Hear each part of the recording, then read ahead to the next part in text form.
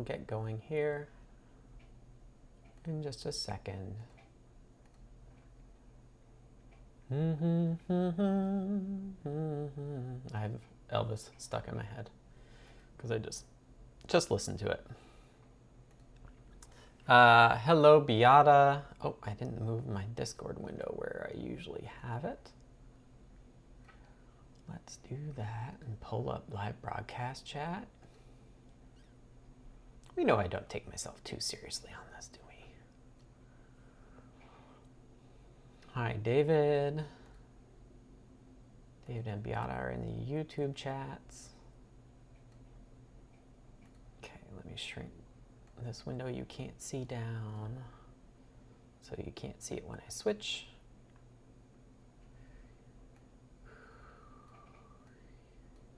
How's everyone doing? I'll get going in just a second here. I'm sucked into this Zephyr work. Spoilers. If you wondered what I was up to.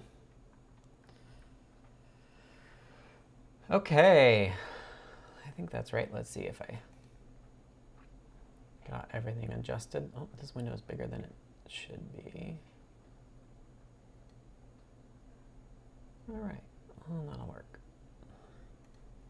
I don't have any secret chips right now. I don't have to worry too much. Okay, hello everyone. My name is Scott. I work on CircuitPython for Adafruit. CircuitPython is a version of Python designed for little tiny computers called microcontrollers. Adafruit manufacturers, I'm just looking at what I have on my desk, and actually I don't have any Adafruit boards within arm's reach. Oh, here's one. So this, for example, is our macropad, RP2040 macropad. This is a board designed by Adafruit, really awesome silkscreen that Philby did, Paint Your Dragon did. It runs a little tiny computer called an RP2040, and it runs CircuitPython. So you plug in your USB, you drag and drop Python files, you can edit them over the drive as well. It shows up as a CircuitPy drive. So this is Deep Dive. I do these every Friday as long as I'm able to. And yeah, so it's 2 hours of just me, whatever I've been working on.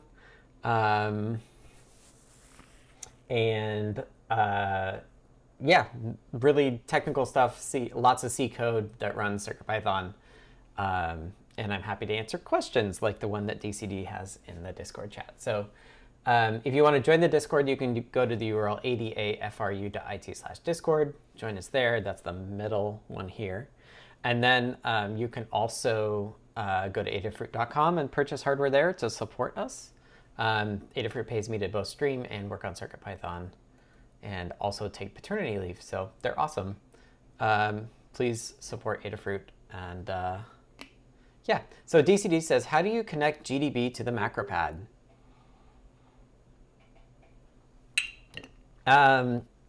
You got to get fancy. I'm not sure I can show it, but I'm sure that there are pads on the board for the SWD lines. I'd have to take the screws out. We could pull it up in the browser and see if we can spot them. They may not be labeled, but Adafruit does open source hardware and software, which is great. So you can figure it out. I actually, I don't know if they're broken out because you can load from the ROM bootloader. Yeah, generally boards that don't have it broken out will have pads for it, but I don't actually know if that's true for RP2040. Let me switch. Sorry, you're not seeing my desktop. There's my desktop. So I'm just on the Adafruit website looking for RP2040 macropad, and I want the bare board because I want pictures of the bare board. I'm too lazy to take my screws off. So I don't see the RP2040 on this side of the board. So let's take a look at the back side. And there used to be a way to zoom in. We'll open just that image and see if we can't get it a little bit bigger. I see two pads. There's one pad here and there's one pad here. This is a fiducial. So actually, I'm not sure that SWD is broken out on this board. How did you do debug? Yeah, usually printf.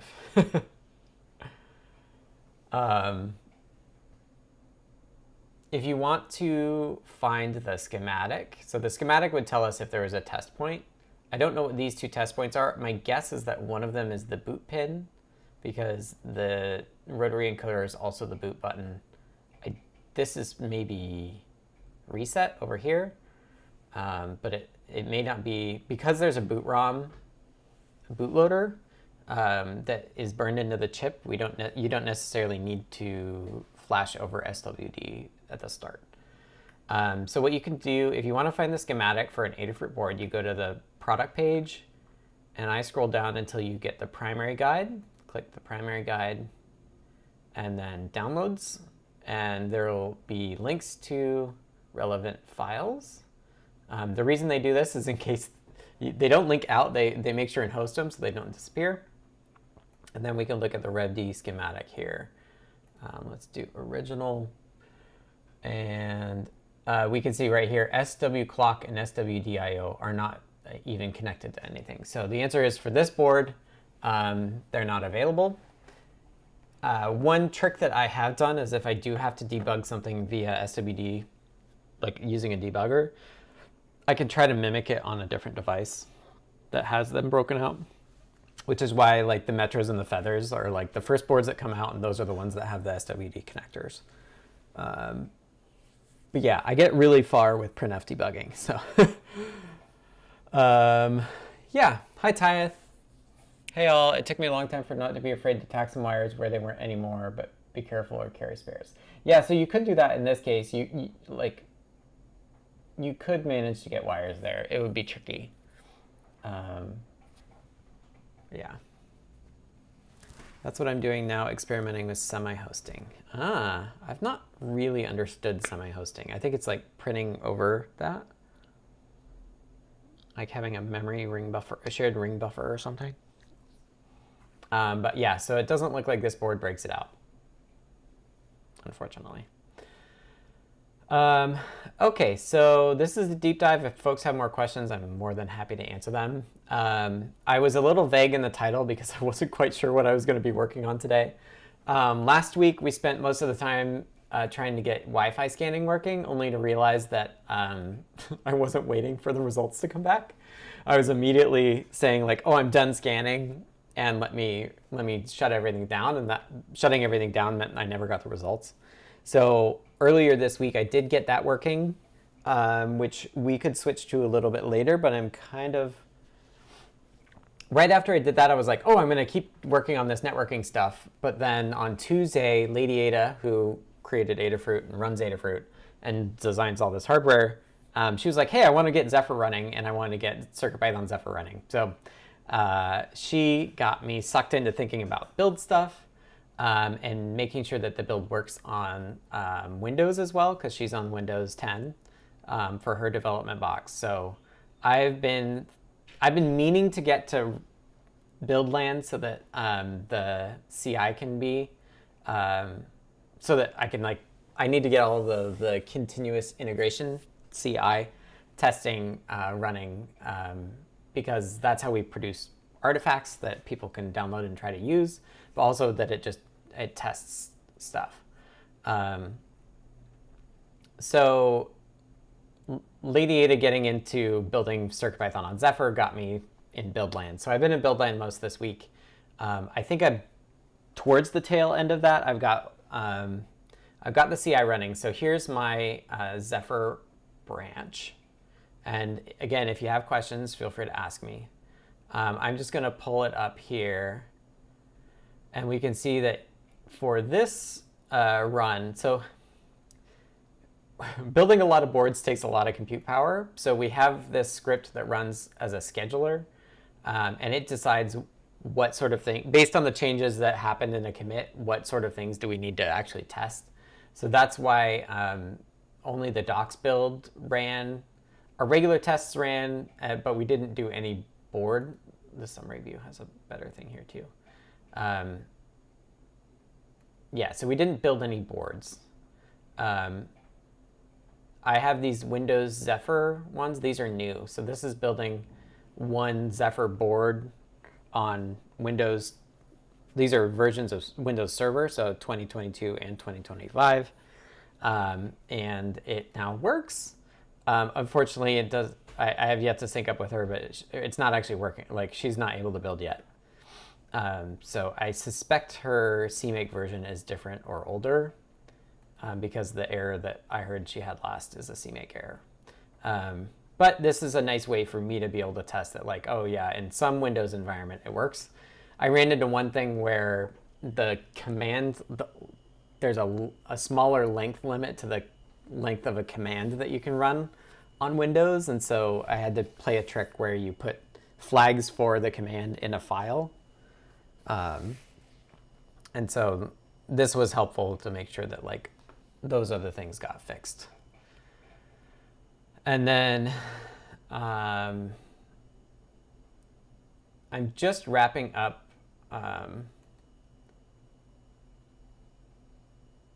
yeah. I battled CMake on Windows Command Line 2 and used the same trick. Zephyr needs a very recent CMake version. They tend to include very new features. Yes, if you pull my branch, it should build on Windows. Yes. Tyeth asked if we pull your branch, then Windows is a go. Yeah, it should try. Hamslab says, I saw this recently. It might be a nice way to clamp to the debug pins.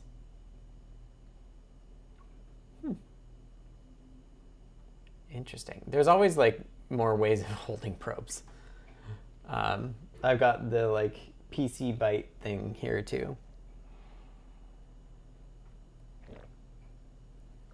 which is like a weighted system to press them down. I don't often use it. It works otherwise very well on Windows for me. Yeah, I was pretty happy with that. And so I found like the Zephyr project has an action setup thing. So you'll notice that I used this action setup thing, and it does almost everything I need, except it doesn't use, it doesn't fetch blobs automatically. So I added a little thing. So let me show. So one thing I did is in my branch, I added, let's go all the way back. So for Zephyr, why not my scroll wheel scrolling? Oh, I had this problem earlier. My scroll wheel's not scrolling. It scrolls in Discord, but it doesn't scroll here. Oh my goodness. Maybe if I refresh. Hey, if I refresh, it works. I've been having some issues. I had to disable some extension and figure that out. Okay, so ports zephyr-cp. So it's not Zephyr plain because that would be mixed up with MicroPython's version of Zephyr, which is not what we're doing. We're doing a separate implementation. But we do now have a makefile. And one thing I was thinking about showing today is just adding a new board. How you can take a Zephyr board and make it a CircuitPython board as well. So this makefile is meant to make it so that you make them the same way that you would on the other ports. So you just say make board equals blah, blah, blah, and then it builds it using CMake. And the thing I was going to show is that I now have this script pre-Zephyr build prep. And it just says, like, hey, if you tell me this board needs a blob, I'll fetch it before you build. So that's a nice way for, like, to make the CI work for, like, the 7002 where it needs a blob for the Wi-Fi chip. Yeah.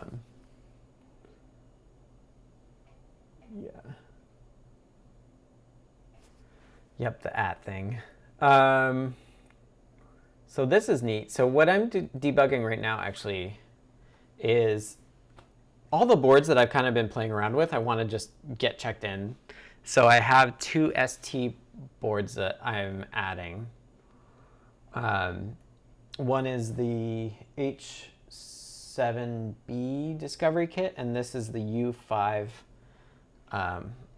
one. And I just noticed a slight problem with it, so I thought I'd give it a shot. So on the left we have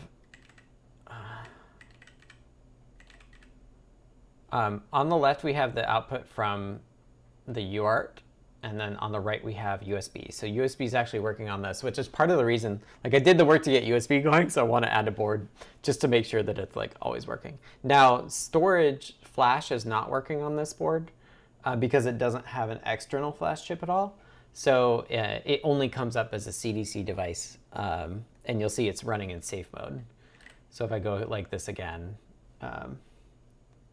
it's there. So what I was wanting to find is that it was really not responsive to me right off the reset. So I'm just going to hit a reset and see if I can't.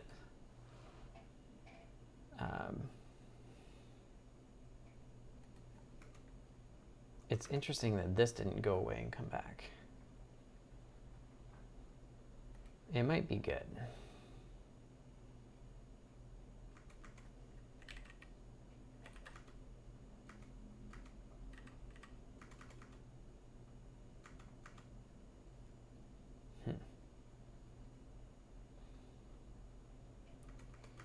It's not responding to me at all.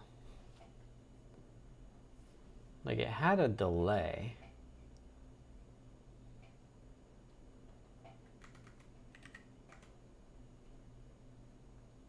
Did that work?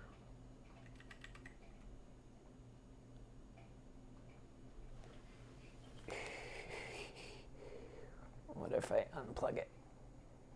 Oh.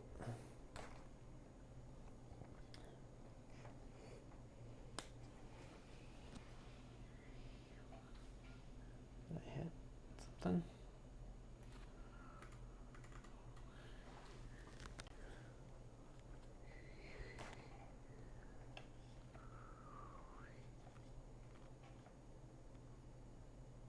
It should be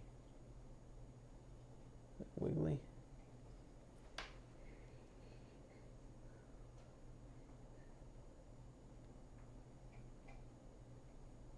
Huh. I don't know what's going on. I actually don't. Oh, maybe it's because I have two power rails here.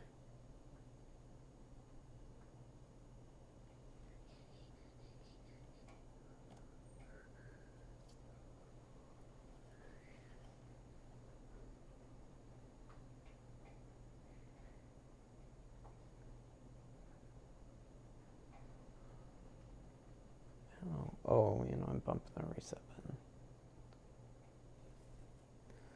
It is not happy with me, is it?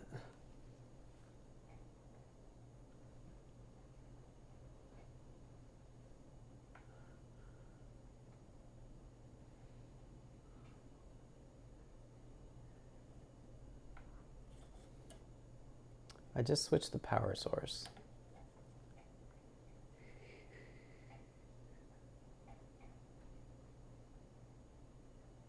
Connected, okay. All right, we came up and it responded pretty quick. That seems good enough for me. And yeah, it's in safe mode because there's no CircuitPy drive. I don't know why this one is, why the debugger is having problems. But frankly, that's, I don't care. It's good enough for me. I don't think it's something I'm doing. Okay, so I'm just going to add these and I'm going to push it and we'll see what builds. Although, yeah,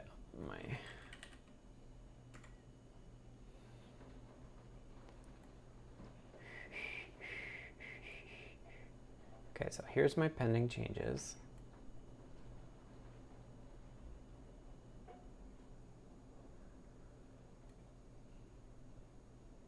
Which generator does your CMake target? Unix make on Cygwin.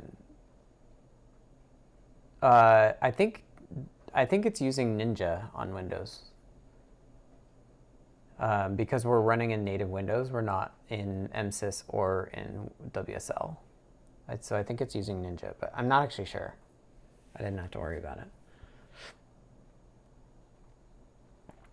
Okay, so one annoying thing that you have to do right now is you have to provide Zephyr board aliases between what will be the CircuitPython name and the Zephyr name. This is turning on the random number generator on the H7. This is debugging I don't care about. You can tell Zephyr to use make, but yeah. So default translation to ENUS if you don't have it, if you don't give it anything. Turn on USB mass storage only if you have a flash that you're going to try to talk to. I'm now doing these autogen files like this because we do all of this matrix stuff about like what module is available on every board. It's like super helpful, but the way it currently works is it actually runs make on it for every board. And the way that I'm making module decisions for Zephyr is like I'm doing the Zephyr build, which means that I would have to like install all of Zephyr in order to do it.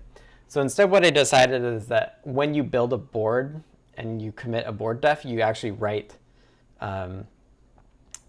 include a file that just says what every module is and whether it's on or not. And this doesn't have any here, but the generator for this is actually able to plop in comments about why something is the way it is. Which I'm hoping will be helpful. So these are just all default values, but you can see here that like, hey, storage is on because Zephyr board has flash. So that's what this is. And then it also tests to see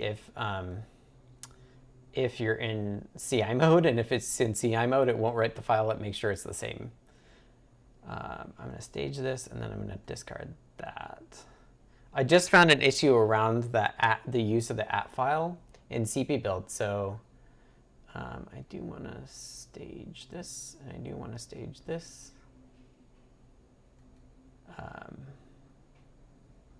These are all debug statements, so that's fine. But it was in here that I was taking this objects list, writing it to a file, and then only passing that file to run command. And run command looks at every path that's in the commands list and uses that to decide whether it should run it again or not. So I wasn't, the output file wasn't changing at all. And so it wasn't actually creating the archive again. So I had to add an extra deps flag for it to actually work. Which I was like, I fixed this. Why isn't this fixed? And it's like, oh, like it thinks that it doesn't have to do the archive again because it's not looking at the times of all the individual object files. Beata says comments would have been helpful when using USB host. Like figuring out whether it's on or not.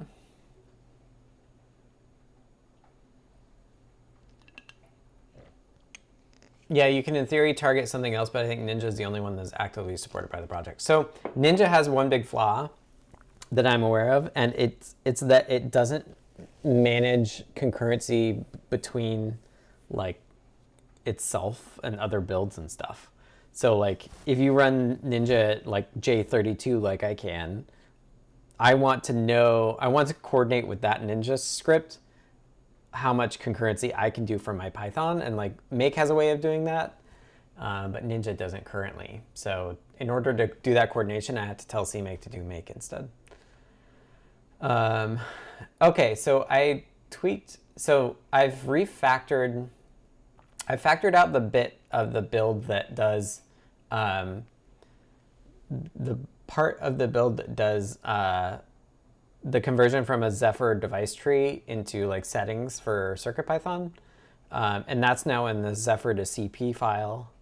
And I was just tweaking how it ignores flash compatibility strings. So I was fixing that. Oh, and this is out of date. Let me fix that comment. So I was trying to be smart and ignoring. The problem is that the drivers for flash devices themselves and the controllers are kind of in the same folder, but I only want the devices that are not controllers, that are actually flash devices.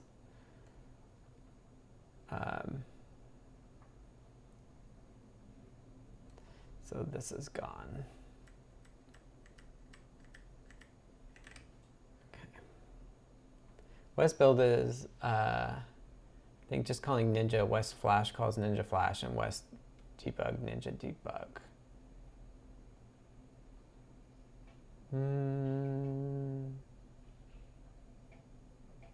I was able, like they give you some magic command line arguments to switch it to make. Although it didn't work when I switched over to sysbuild, so I haven't looked at it. It's actually not too slow to just build CircuitPython in serially. Okay, so we're gonna do that, and I don't want to turn on debug. I do want to remove this. No flash found for file system. This is the bug I had. I was crashing here. Like if there's no file system, I was dereferencing null here. So that's bad. I'm gonna discard that. That's not that useful. I'll discard that. I reorganized. I made it clearer so that you could have USB mass storage on without having the storage module on. So I moved the descriptor stuff from the storage module to a USB thing you'll see. The USB descriptor stuff. ITCM and DTCM I had to say, like, if we're not Zephyr, then do it. I can fix that later, but I'm not doing it now. So here's the new thing. So if CircuitPy storage is on, then we can check whether it's enabled and then add it. If it's only mass storage that's on, then we'll just add it always. So it's only configurable if storage is on as well. And then this descriptor stuff moves files. And then let's add the new boards. So here's the autogen. So right now you just have the autogen thing, and then you have a CircuitPython TOML. Oh, and I need a USB. I need a new USB PID.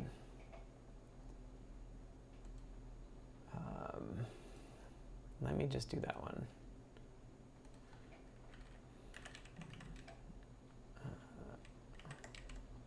It's actually an internal repo, but I think it's fine for me to just go in here and do it. So this is the CSV file we use to track USB, VID, and PID, or PIDs under the Adafruit USB VID. So I'm going to say ST, and then it's the U5 Nucleo.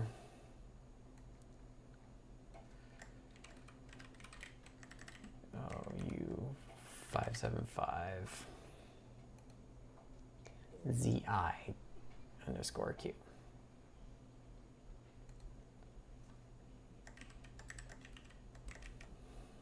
And I'll just do that 3 times.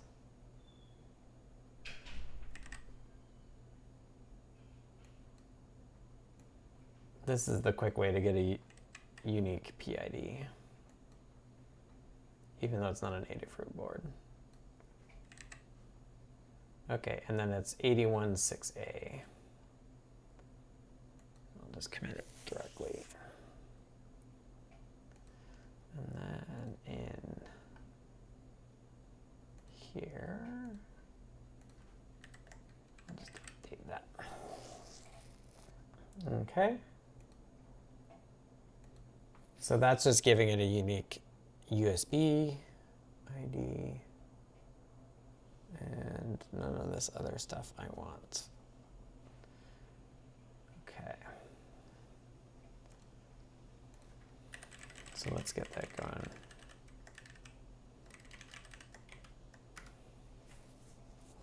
Yeah. Do folks want to do more Wi-Fi stuff? Because I was thinking about getting to trying to see if I could connect.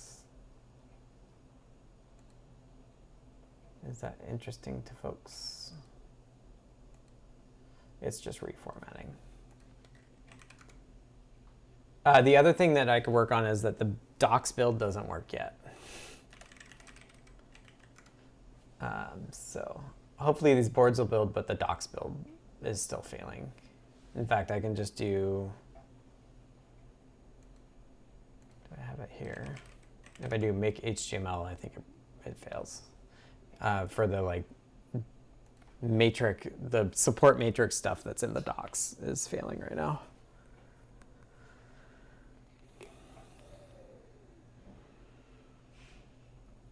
So what do people think? Wi-Fi or fix the CI completely? Getting the docs build stuff working. So Python code or switch to Wi-Fi. Yeah, so this is why it's failing, is that we're no longer doing mpconfig board.h for Zephyr boards. I had to do a lot of tricks here because in the zephyr-cp, I'm now doing boards and then the vendor ID to match Zephyr and then the board name. But in terms of CircuitPython board ID, it will be Renaissance _EK RA8D1. Continue the build. Okay, well, we will follow.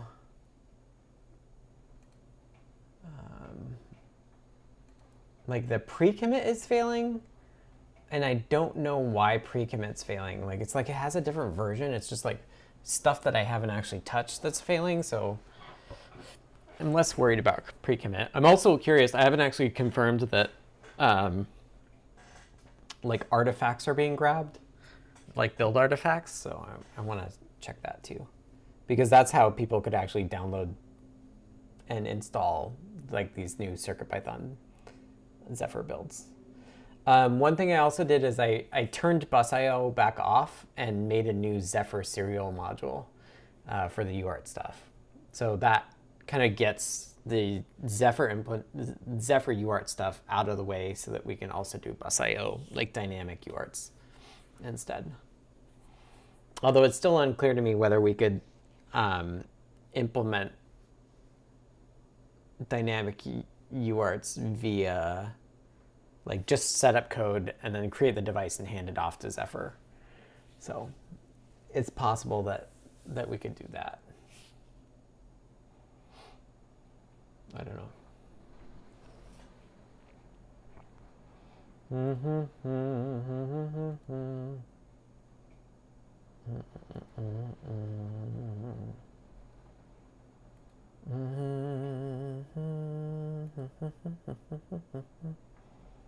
Ah, scheduler failed. That's no good. This is the problem. This scheduler fails right now. But then if I fix this, it's not going to it doesn't run it exactly the same again.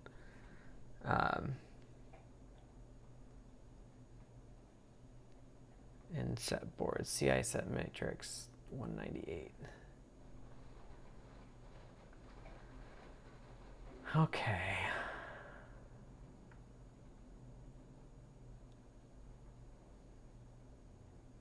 Where's that? CI set matrix 198.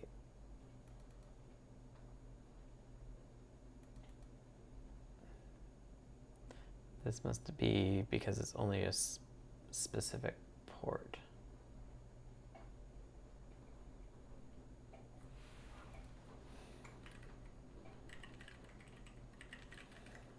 That's easy enough. So this is trying to, if you call compute board settings on a Zephyr board, it tries to call the makefile settings thing and it doesn't work. So let's just fix this. But I have a feeling it is going to choose to skip. We'll see. It's a lot of like change something, push.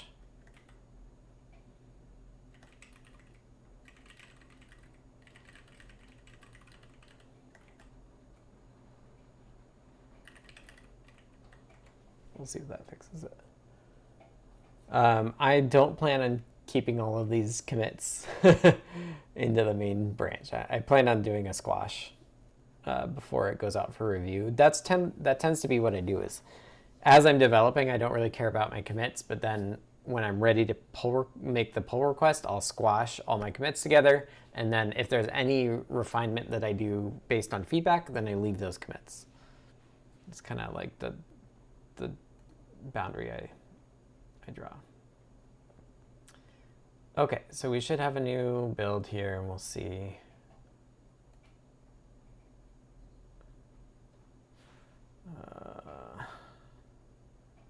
Didn't I push it?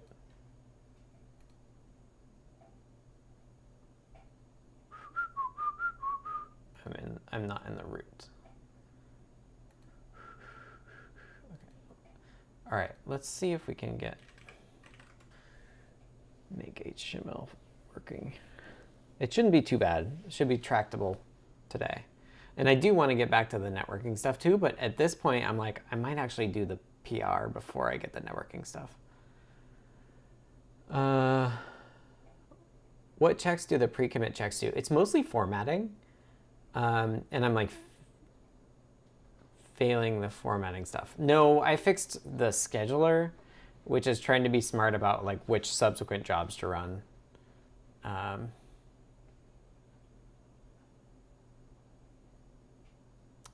So I'm in support matrix 328. So this is a weird one. This file is in docs.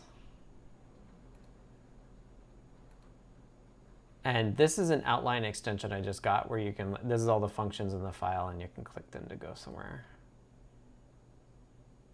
Okay, so now we're in this use branded name or add branded name mode.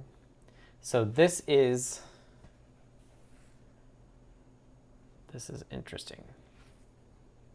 Hardware board name. So what it's doing is it's looking for mp-config board and looking for this. Let's see what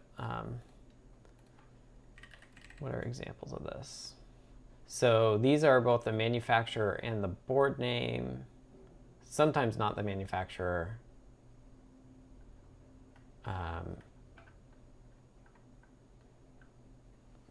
So I think what we're going to do is in the autoconfig file, I actually want to tweak it so that this other data comes from there as well. So I'm going to say, because if I wanted to manually do it, I could put it in this circuitpython.toml file, but I actually don't want to. I want to get that from Zephyr, the Zephyr board dev, because it has this stuff already.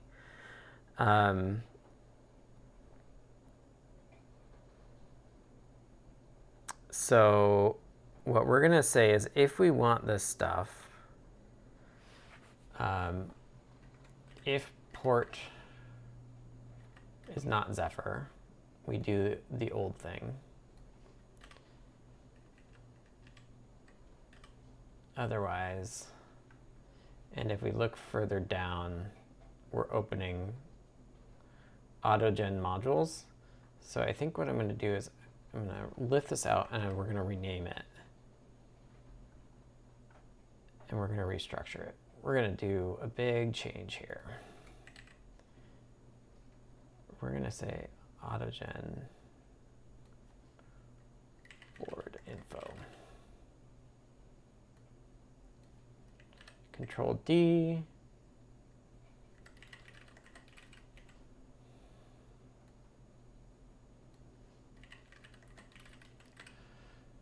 Board info. And then we can say autogen board info equals none here. And then later on we can say if autogen board info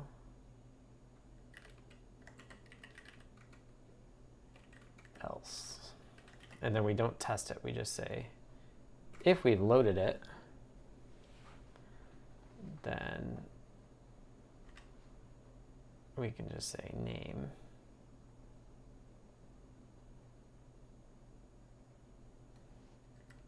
Should we just have a name thing?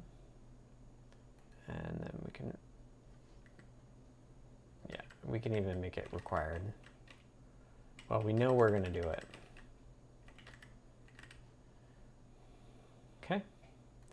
And then autogen board info down here.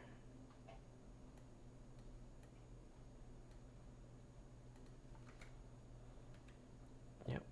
If autogen board info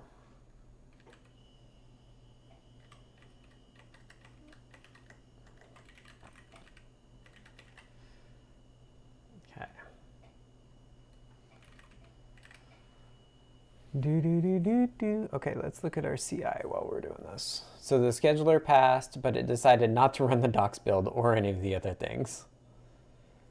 So it's not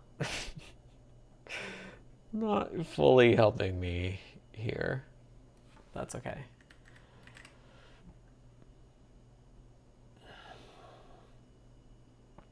In fact, let's just do copy.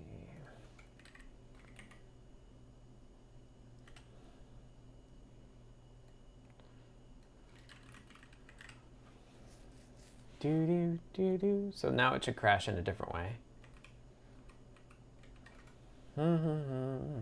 Because that's not the structure of the autogen files. So this is a little annoying because I'm going to change the way the autogen files are generated, like the structure of it, and that means in the file name.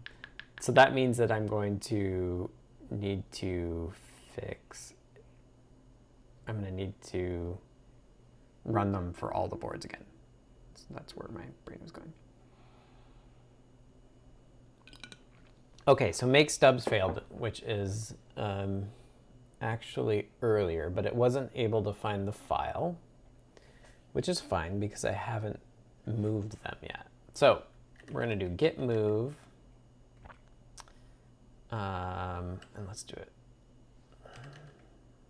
Ports, Zephyr boards. Git move st nucleo autogen to st nucleo autogen board info.toml, right? And then the other st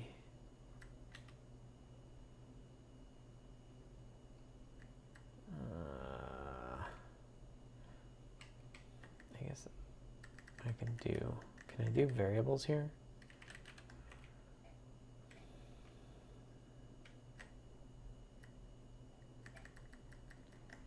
This is annoying. I want to do them all. I guess I could do it in the command line.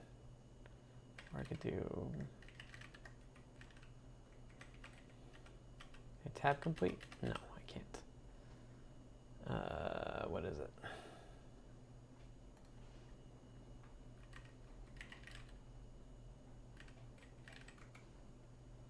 This one. I'm not even sure this is going to work. Nope.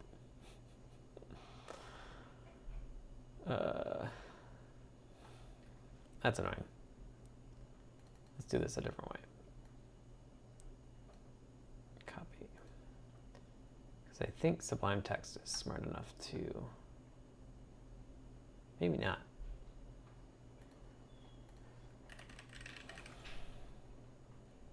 Okay, so that one worked. What happens if I do it through here?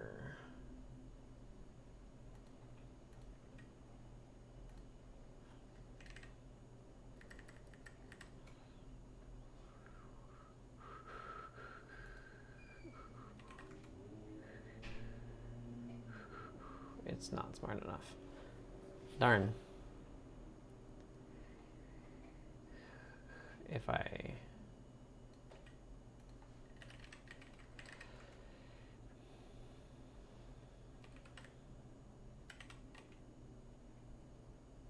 I remove an add, it should be enough.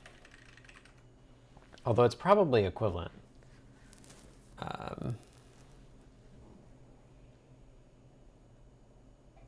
You know what? Let's just get RM everything.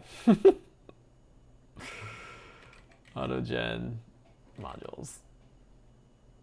We'll just delete them all.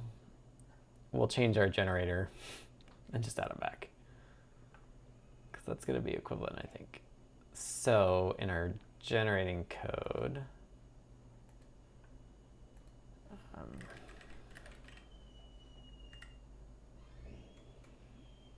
autogen modules is now going to be board info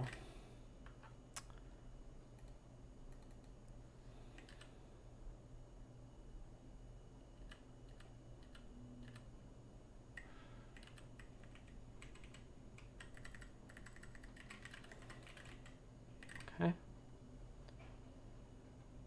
and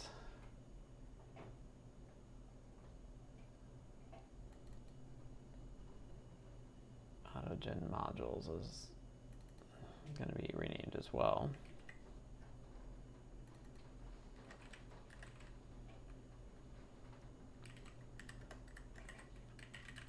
Although we're going to introduce a new one. This one here is actually going to be modules, because autogen modules is going to be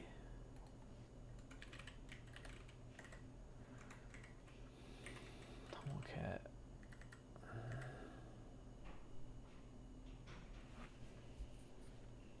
I gotta find the reference here. TOML Kit. I'm using TOML Kit to write it out. Quick start. TOML Kit is cool because it allows you to do comments. So table.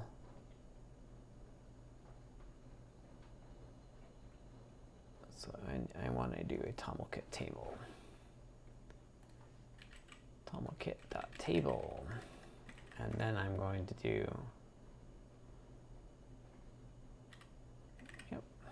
that.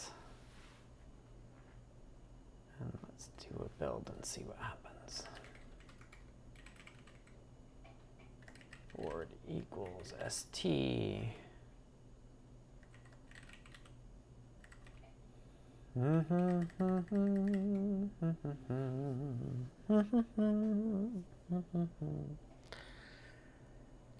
I do want to get back to Wi-Fi, but I'm also excited to get this checked in and in people's hands. Although there's no, like, the bootloader situation is a little like varied depending on the board.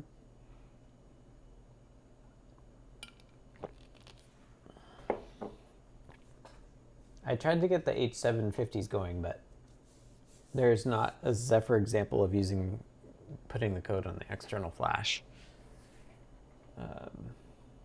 Okay, so we should now have.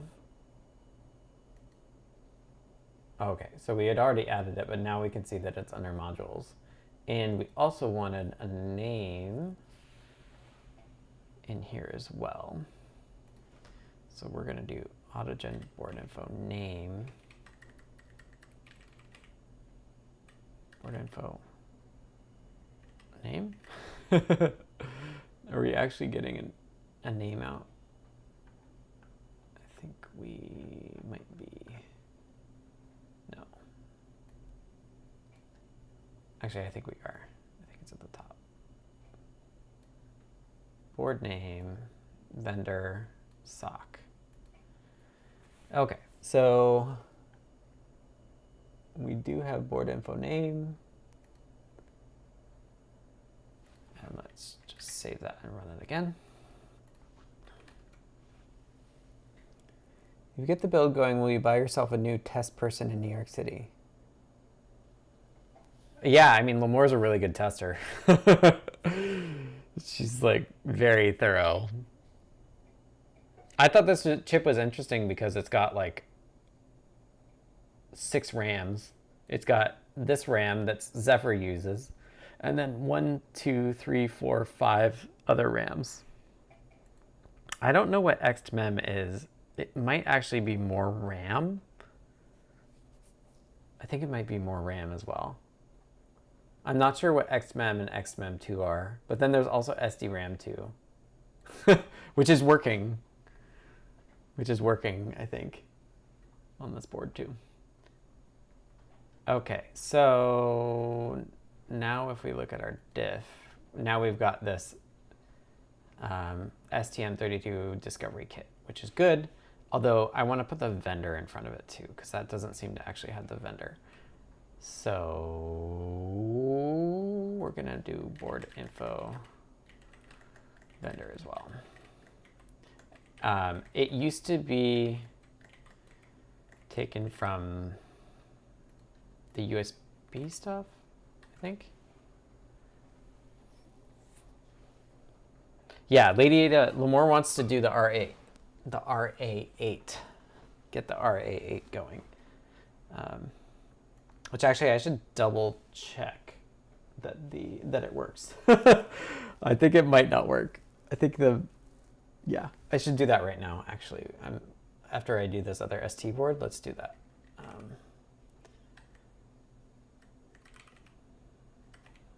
It's kind of annoying. I should make it just strip the build part with the autocomplete. That would be nice.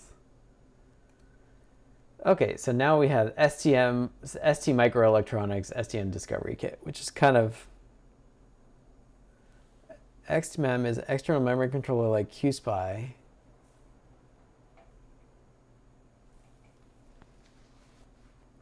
It can be RAM or flash. Yeah, I think it's actually RAM on the discovery board, but I'm not positive.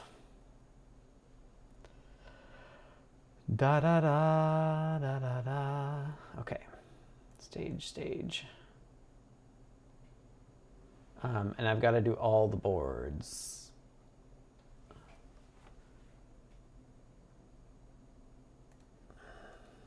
So let's do nordic.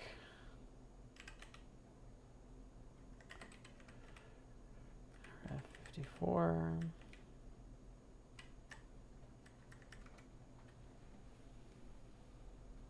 Yeah, this is the H7B.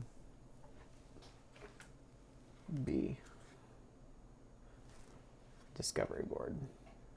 I realized, like, I buy all these cheap Nucleos, but they don't have anything else on them. It's just the chip. The discovery boards have all the fun extra stuff.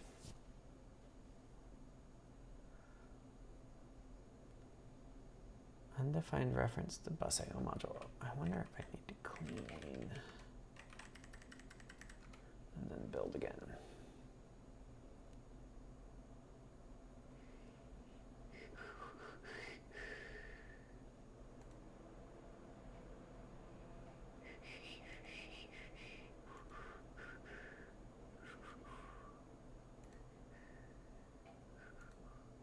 Hopefully it'll work now.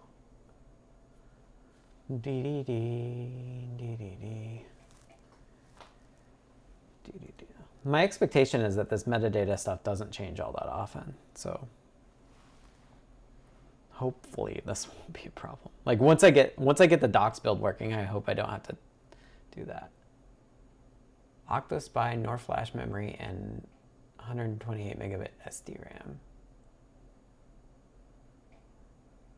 Yeah, I'm doing the SDRAM and I'm doing the flash, but I don't have USB going yet. But I think external mem is different as well. I think there might also be some other stuff. Because I think the device tree says it's MMIO, which could be a PSRAM as well. Okay, so the scheduler didn't really...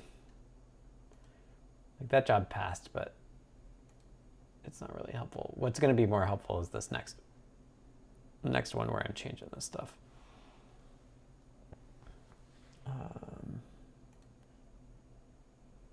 Okay. Stage that.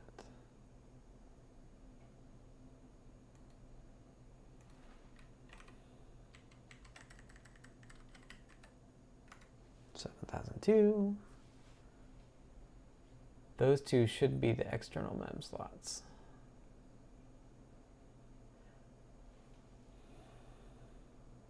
One thing that's nice with the makefile wrapper is I'm now building to different places. So we could look at the device tree while we're waiting. Zephyr DTS. See, but this octo-nor is marked as an external memory region. I don't know what this memory attribute is. I guess that's where we could look at the, like, this is the post-processed version, but if we do boards, ST, not the nucleo, but the H7B device tree. So SDRAM, I'm using IO. But see, this is weird. Like, that's not how I would expect Flash to be set up. Because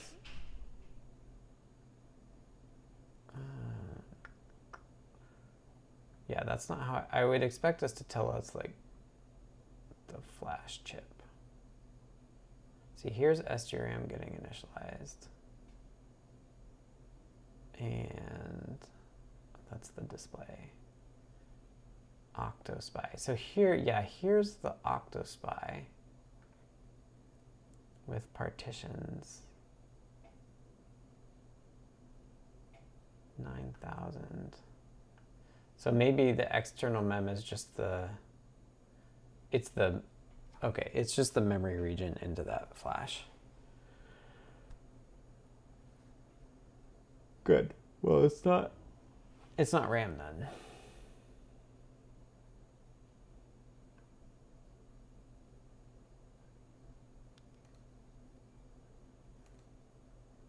We're still getting bus IO. Oh, this is different build, and I'm not perfectly clean.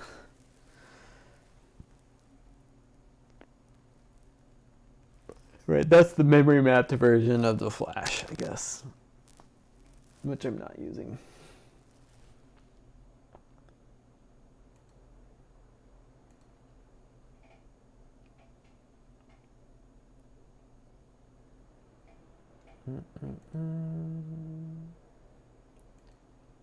Stage.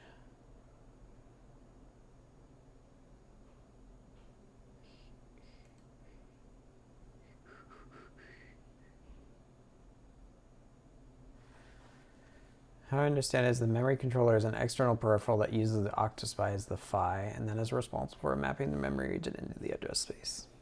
Right, so I'm not using it in the address space, I guess. If anybody wants to do external, how to do execute in place on the H750, that would be awesome.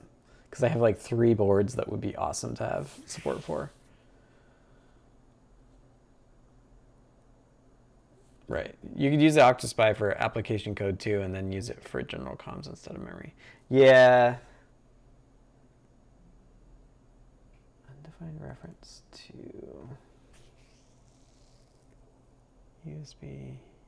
Oh, that's not right. Yeah. Okay, good. Do. This is something I renamed and then didn't get everything. I removed the second USB. Is OctoSpy like twice QSpy? Yeah, it's an 8 lines back. What I started seeing is hexadeca or hexadeca, something like that for 16. Like they have 16 line PSRAMs now as well. Lamore was just telling me that she's starting to look at displays that are QSpy displays. So we'll probably have to add that soon too.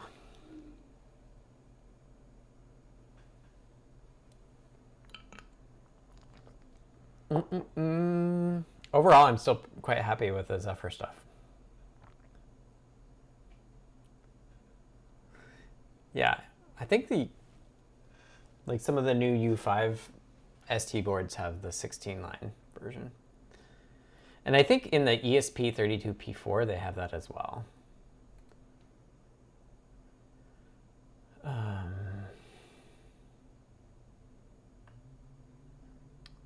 Okay.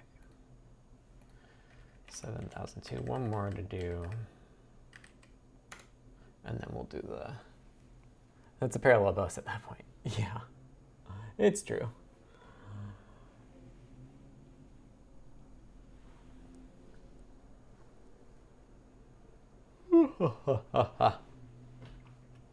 It'd be great to get the docs build working.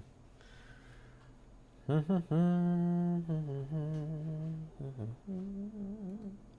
don't know what the deal with the pre-commit stuff is, but let me get my RA8. Let me make sure that I didn't let it start up. We'll do that next.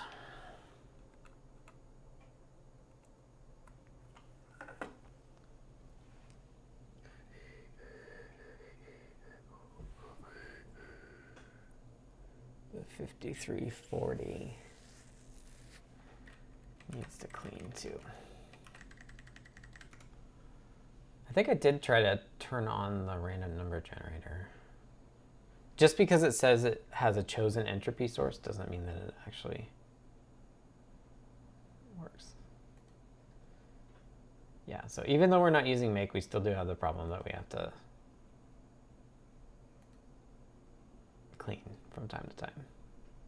Not everything is captured by to rebuild, which is, we can figure out why, but it's not perfect. The not putting the archive back together was a big one. Big problem. Bum bum bum bum bum bum bum ba dum da da da da da. I'm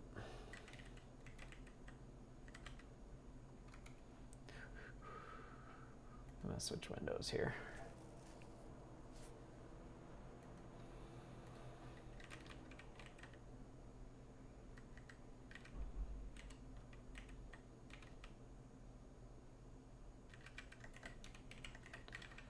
RA8D1.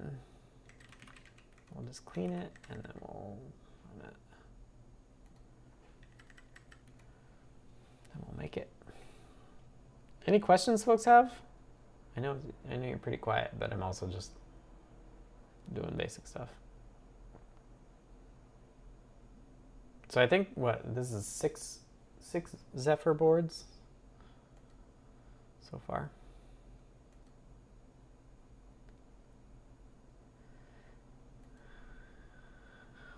I wonder if we'll fail the USB VID PID check probably needs to be fixed too, because we make sure there's no duplicates. I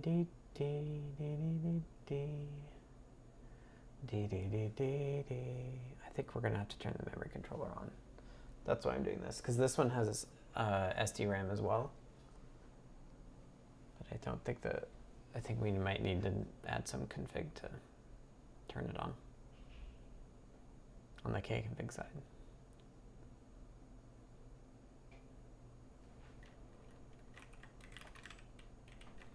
Okay, that built just fine. And while we're flashing, we'll see that the autogen thing is there. Renaissance Electronics Corporation. So formal. I'm taking that name comes from the Zephyr directory. It has an RST file for documentation. So that's where those names are coming from. Kind of long. Not using it in the board def, but Oh, assertion fail.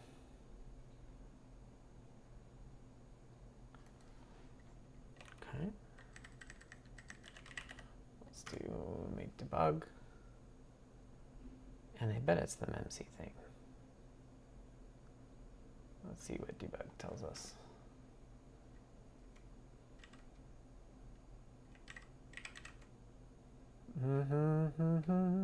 Yeah, I think we wrote to memory we were not supposed to. Assert post action. Insert free block. Okay, so TLSF complained. So I think what we need is we need to set. I used to turn on the memory controller globally, but it complains if there is no memory controller. So what I can do is in the port, there's this socks directory. And I will duplicate this and then put the Renaissance one, which is like totally doesn't make any sense. Nice. Sardarsh says I will be irritating at Renaissance this summer. What are you going to be doing? Do you know? What are you going to be working on? So let's see. I don't think I need to. I think it'll pick that change up. Oh, you know what? I don't think it will. Now that I think about it, I think because the file's new, if I change an existing file, it picks it up. But if I had a new file, then it has a problem with it. Like the cmake Zephyr build does.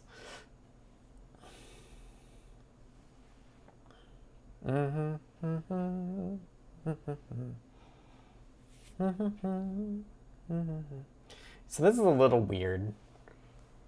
And maybe I should do it, set the config on the board itself. I honestly don't know why it's not on for the board already. But right now, this turns it on for all of the RA8 boards, which I guess is not what you want. It's a pain. There's probably a better way to do some of this board stuff, but validating high-speed memory controllers is what they told me. Good luck. I'm sure you'll learn a ton. I've never validated high-speed memory controllers either, but this SD-RAM stuff is kind of maybe where you're living, or what you'll be working on. Okay, let's flash it.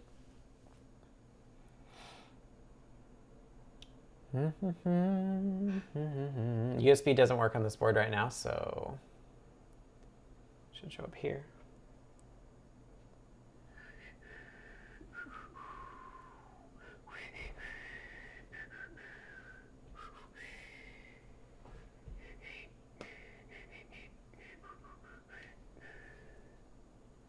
It's blinking.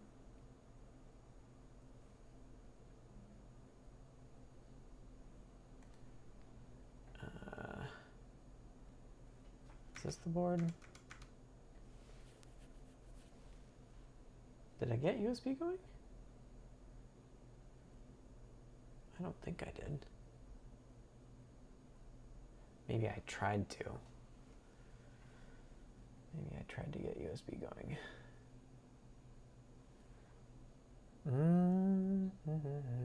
Because I'm not getting console output. I wonder if I broke console output.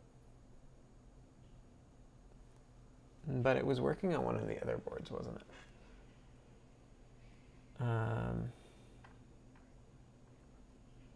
If we look in here, is it doing USB? No, it's saying there's no tiny USB setting, so it shouldn't be trying to do USB. And this one, I thought, you know what, it might be, no, I think it should come out here.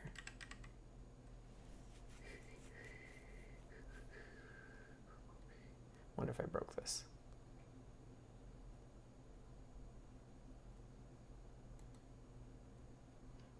I think it might be that I'm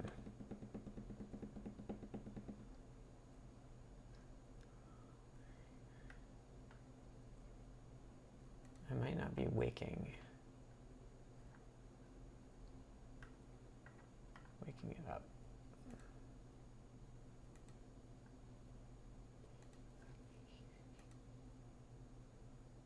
Like, I can see it blinking, like it's blinking like a blink script.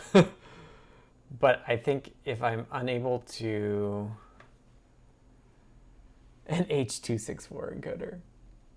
Hexadeca spy, yeah. Yeah, somebody in the Discord's been like really wanting the N series, but the dev kit, like the discovery board's like $150, which is a little higher than my impulse buy range. I think what I have to do is schedule keyboard interrupt.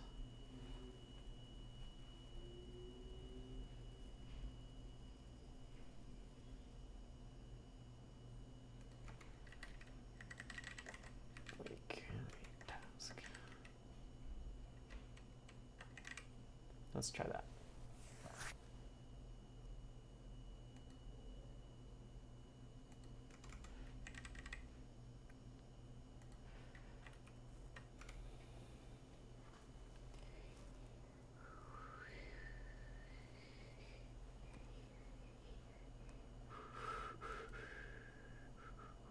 It's possible I'm not getting here.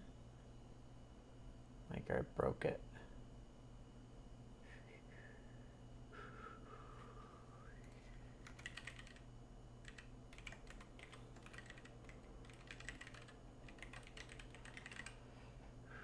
This is good to test because this is, I think this is the board that Lamore wants to use.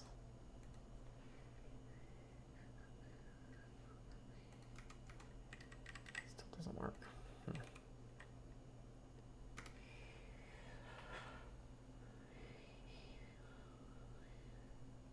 Why is that? Like the print Ks are working, but our logs are not working.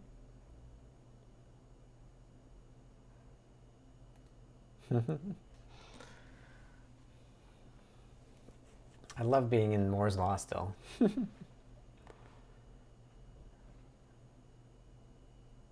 Okay, so it didn't even try. It didn't even call this. Why is that? CircuitPy USB device is 0.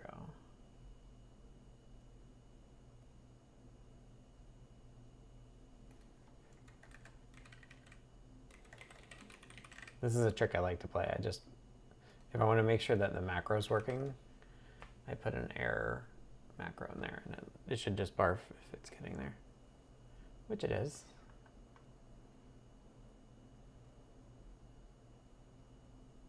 Implicit declaration of function. Oh, look at this.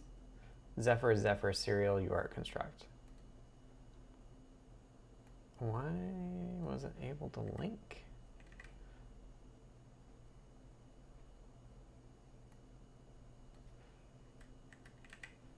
Is that really what I ended up calling it? No.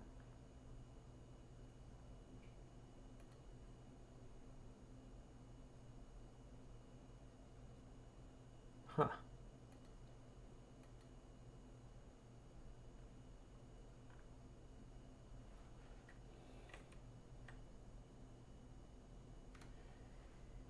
Why didn't it link?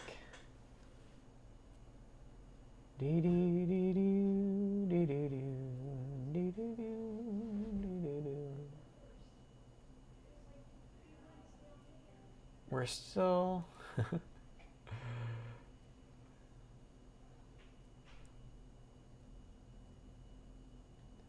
still not starting up right. Port serial early init.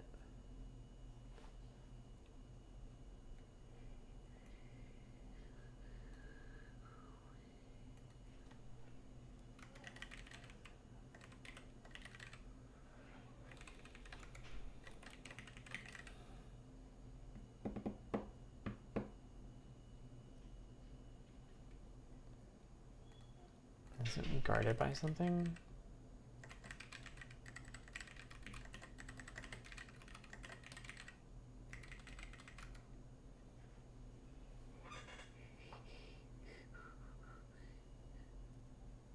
Shared serial.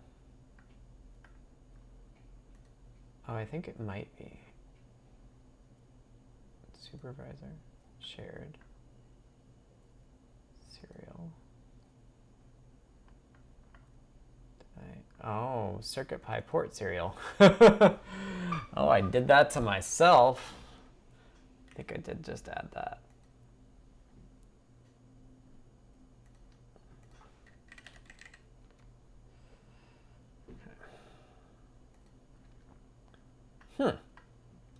I got pretty far with this not working.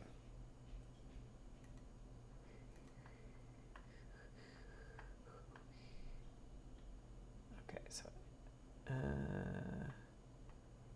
if USB okay, then we're going to use USB.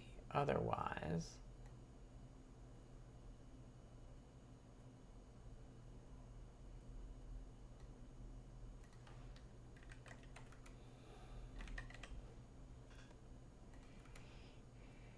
Python flags.append.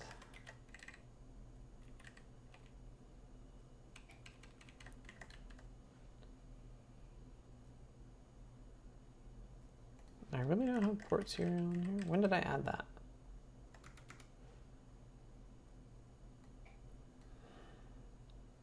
Actually, hold on. I want to add it every time.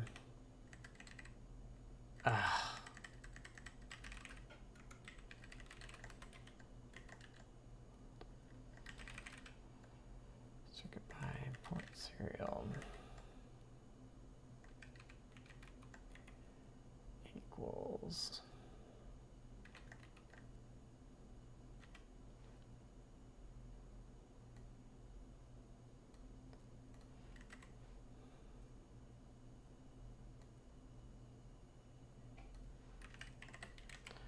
USB okay.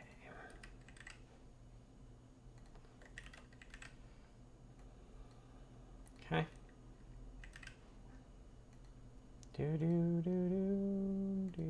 Wrong button.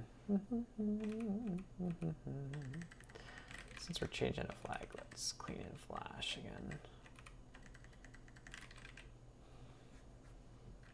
Or build them. Any other boards that folks would like to see added to the Zephyr port? I might have them. I really wish I could do the 750s. That would be really cool. I've got 40 minutes left. Maybe I should just try to figure that out. If I can get this RA8 cooperating. This is why, like, oh, I got this working once, but now it doesn't work anymore. Like, that's why the CI is really nice. It's like, although in this case it built, but like, if I'm building and pushing builds, then like people will tell me when they break.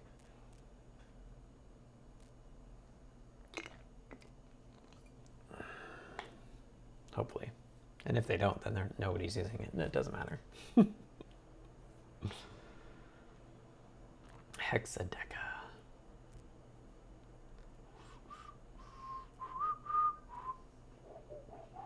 Arduino Giga R1 would be cool. It's also an STM32H7. Should not be too much if you got the Discovery board working. I don't think I have that one. I don't think I have a Giga R1. That's another reason to add stuff to get it merged in. I have the Portenta H7. Is that what it is? But I think it's a 750. I'm looking for it. Here it is. Oh no, it's a 747. Maybe we could get that working. It's got RAM on it, which is neat.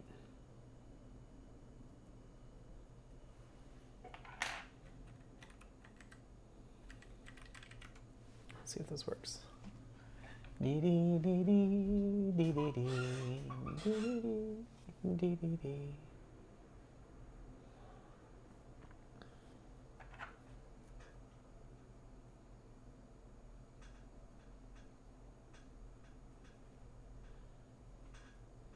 Maybe I didn't do it because I didn't get the USB working yet. It's a Giga and an Arduino Mega form factor. Okay.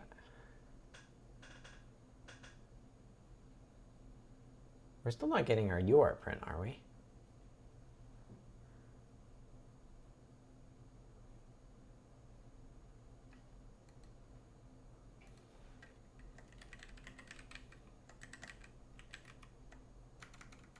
No.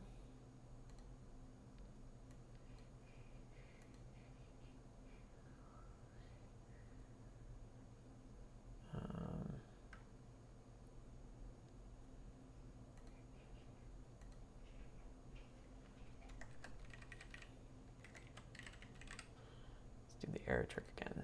Make sure we're getting there.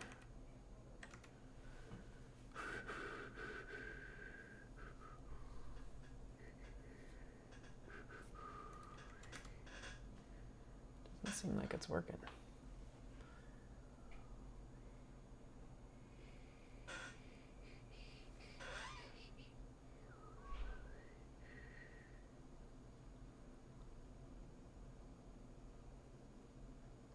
Didn't I set it?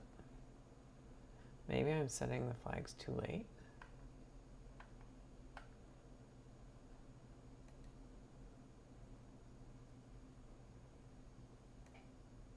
Port serial. Oh, it's 0 either way. 0 if USB okay, otherwise 1. Okay. That'll do it.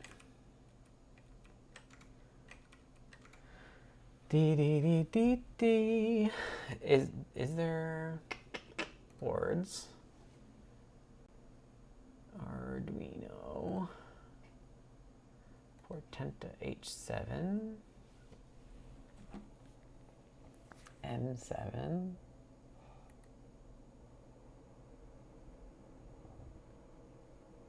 Oh, there's Bluetooth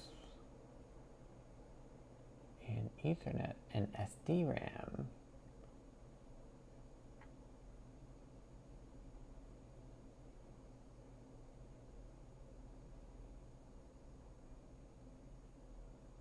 USB high speed.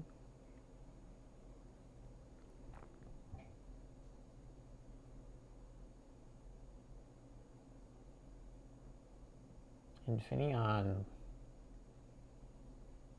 Bluetooth HCI. Interesting.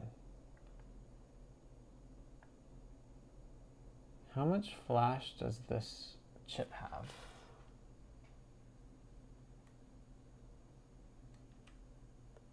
Okay, you've got me tempted. Let's see if I can get it going. When CircuitPython is built for these dual-core systems like Portenta, what is running on the smaller core? Nothing, I don't think. I was like, I went down the rabbit hole a little bit to see if I could get a board where Zephyr does symmetric multiprocessing, like running code on more than one core. But none of these, like this, because they're like one's an M7, one's an M4, like I don't think that's doable. You have to do different stuff for that. Which maybe we could manage and we could still lock across them.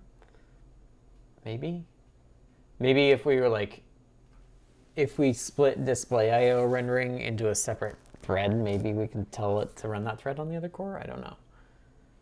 I'm not sure how that's meant to work.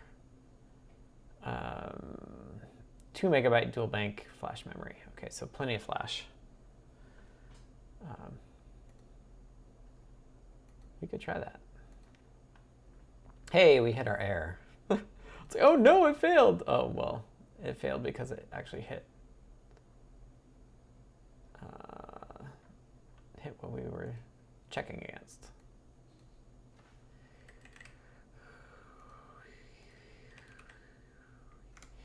Did it come up as a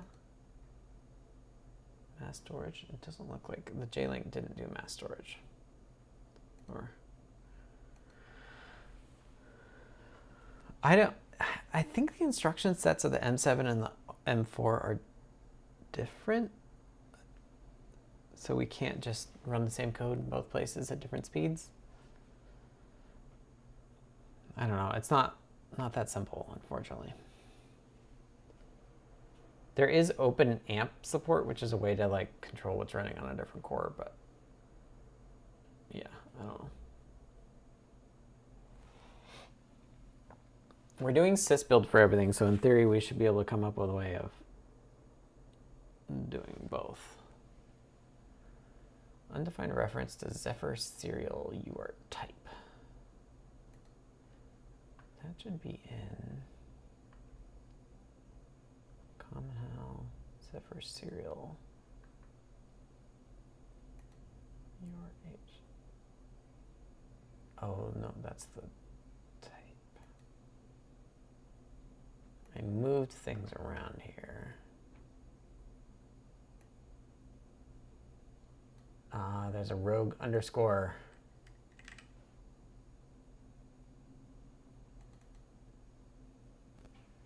I did want the other underscores,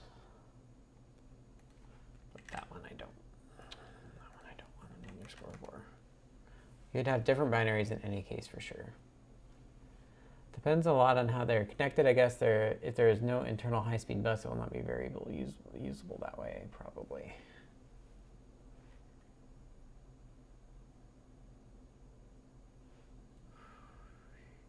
Did it not rebuild?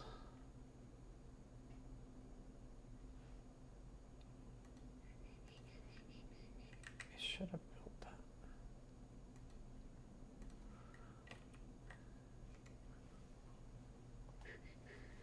Maybe it's not picking it up. I did just add that.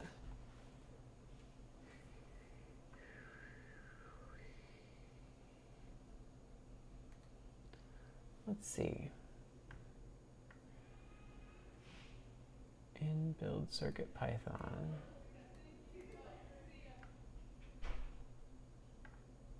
When we do modules, oh, we're doing top glob. We need to do port directory for bindings. Let's see if that fixes it. Hey, crashed. That's fine. That's progress. Man, I thought I tested all this. Bindings. Where was that? Bindings URL init. Oh, init.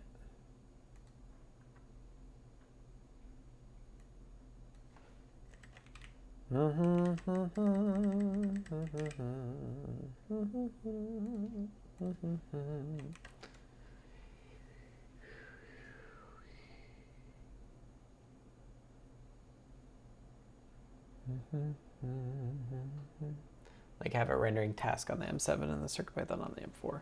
Yeah. All right, well, I was a little surprised when this just worked, so yeah, I shouldn't be, because it didn't. Goes to show how often I test things, but that's okay. This should be pretty simple, because this just should become the non-underscored version. Here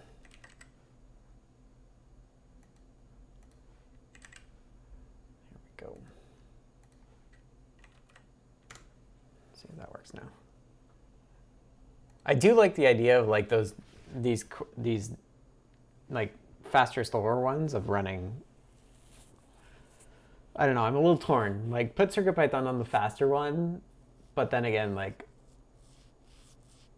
because the M4, if you're running like dedicated synth.io or even display.io, it's probably fine. But like Python will benefit from it. 51.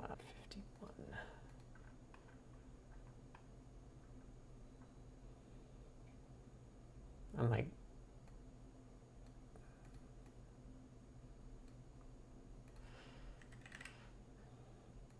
that's fine.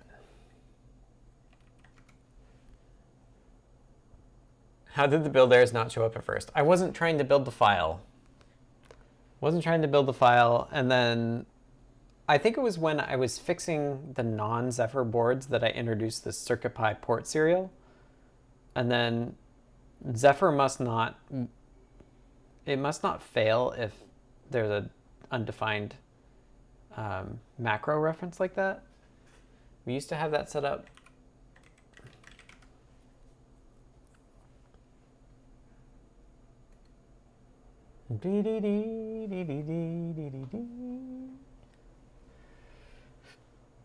Okay, let's see.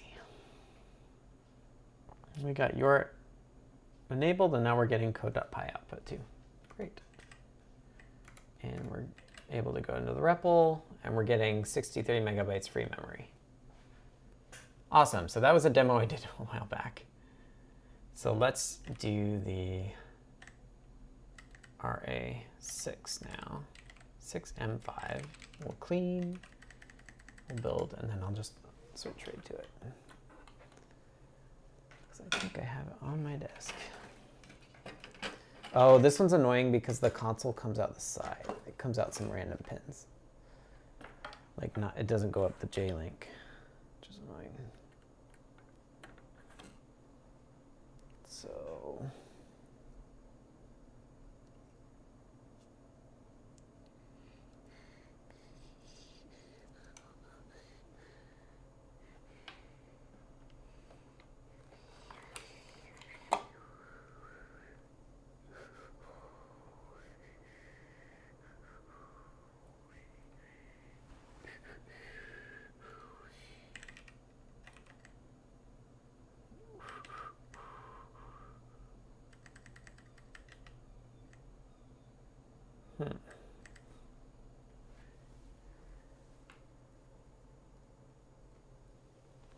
the CP2104 is not there.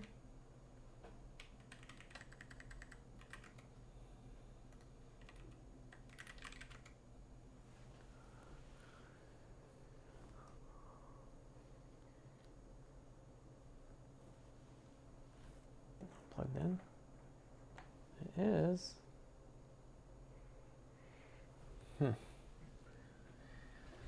It was 63 megabytes of RAM because that the RA8 has an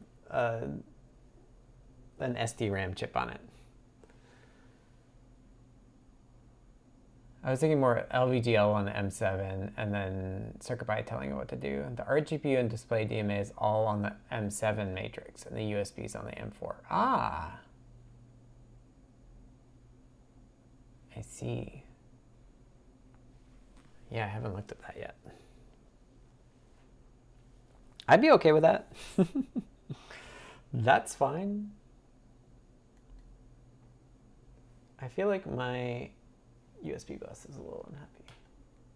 I'm gonna just turn it off and back on again.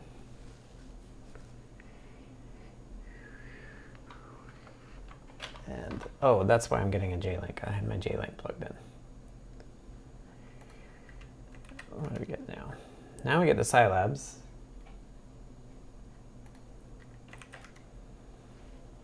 Can I find it now? Yes.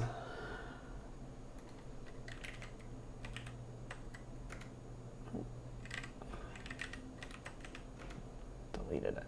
Oh. Oh, I might be getting prints out the thing too.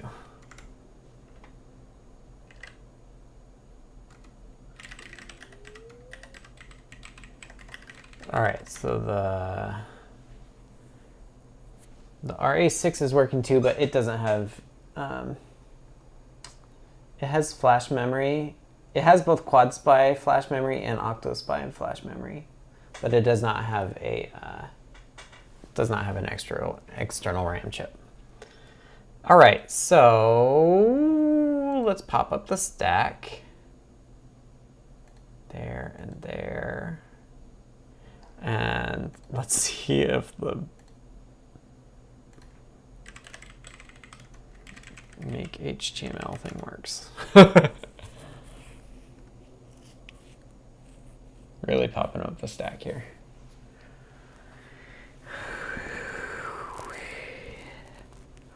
Yeah, I'd be curious to think about that dual core stuff. That could be really cool.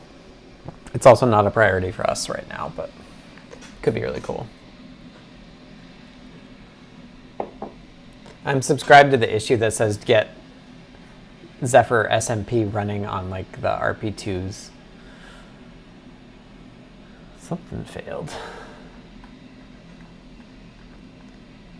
Although, I think we got a lot further than we did before.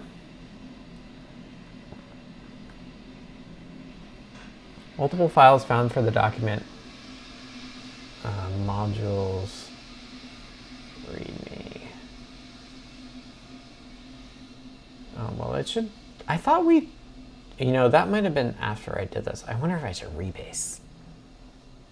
Should I rebase too? Should I go wild? Because I think that was changed. It's okay. It's still going. I'll just push it.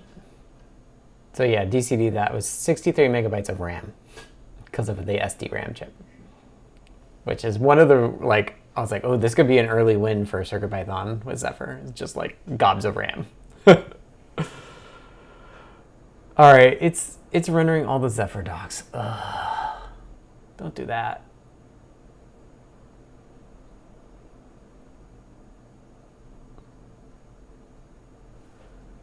Don't do that. That's not what I want. It's passing, but it's not what I want. I think I know what to do in docs.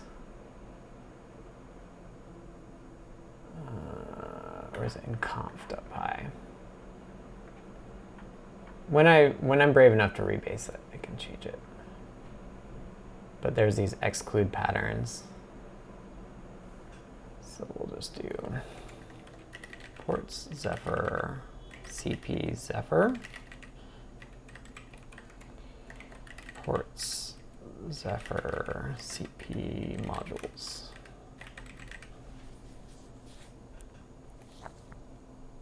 Yeah, see, it's like in modules. Stop that.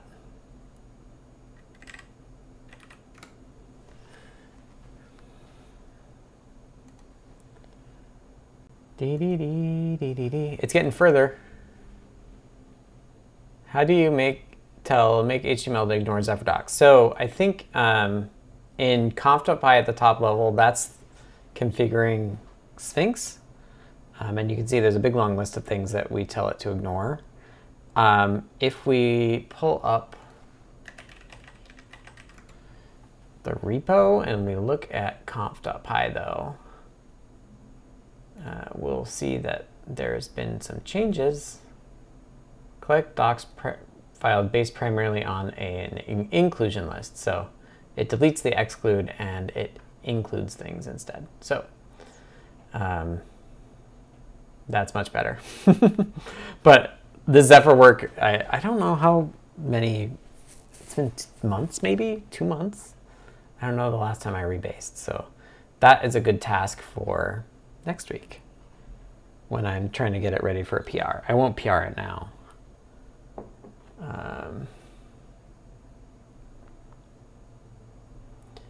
Okay, so I'm including bootloader still. This is so annoying.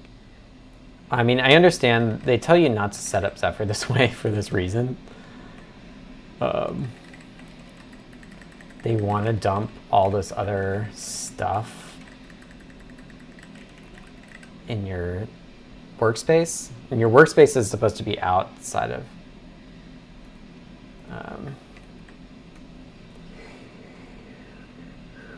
it failed with an error, so we'll still fail the CI. Although we're failing a lot later than we were.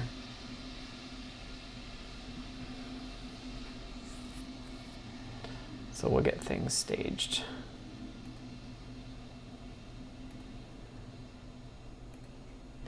Shared bindings matrix is up to date. It just pulls out name and modules now. UART we fixed.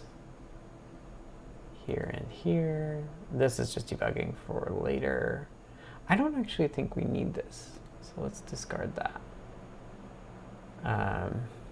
Although we might need it. We might need it actually. The other SMP MCUmgr would also be really cool for CircuitPython for Bluetooth targets. I don't know what that is. What is MCUmgr?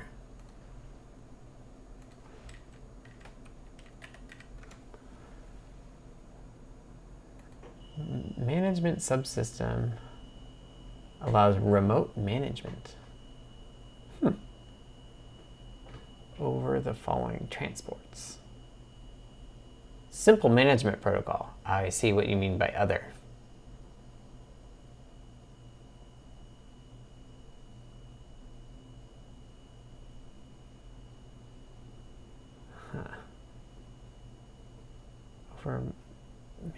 Over BLE and serial.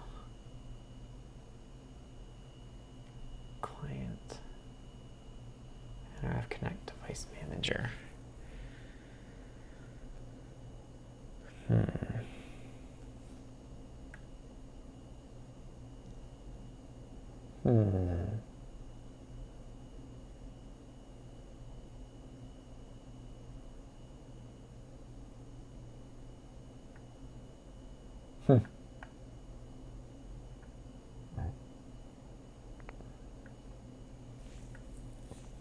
I mean, we kind of have our own way of doing all this, well, file system management already.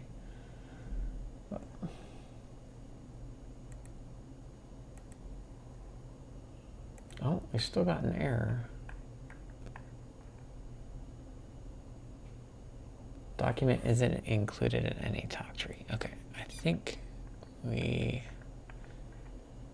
go docs, supported ports. Then we put it in here.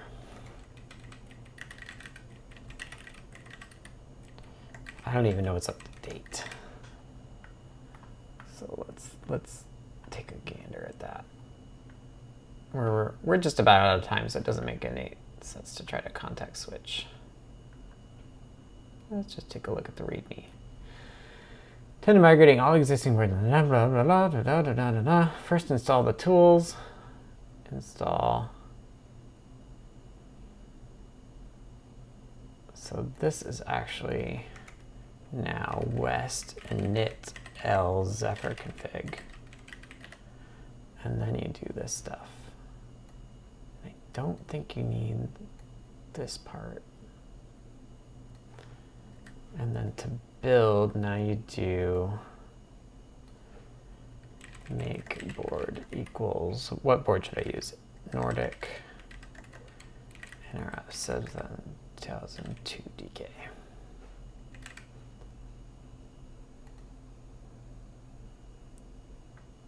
Okay, that's good enough. Let's try it one more time. Nordic has a good app for it to poke around with. There's also web versions. Yeah, I believe it. Shell over BLE and upload downloads files to the file system in Nordic firmware update. We've done all that in CircuitPython. Just on the BLE side, nobody uses it, unfortunately. But we also have support for that in code.circuitpython.org. So I don't know. If somebody adds it, that's fine. But we're not doing it right now. All right, hopefully this will be green and we will push it and see how our CI does.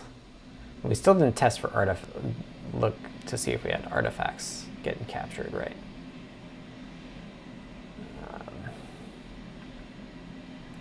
Okay, we want that. This we don't want. And that, those are fixes. This is a fix. And this is 2, and these are just debugs. Okay. Hey, we built. Okay, so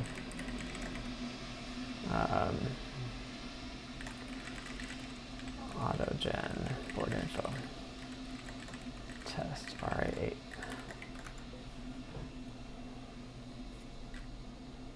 Okay, and then formatting is going to complain.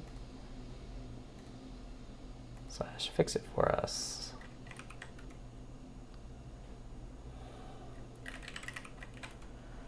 Pushing, pushing, pushing, pushing, pushing.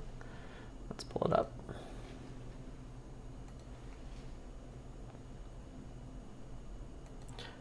So what does Arduino do on a dual core system like that? Do we know? Do you run Arduino on both cores?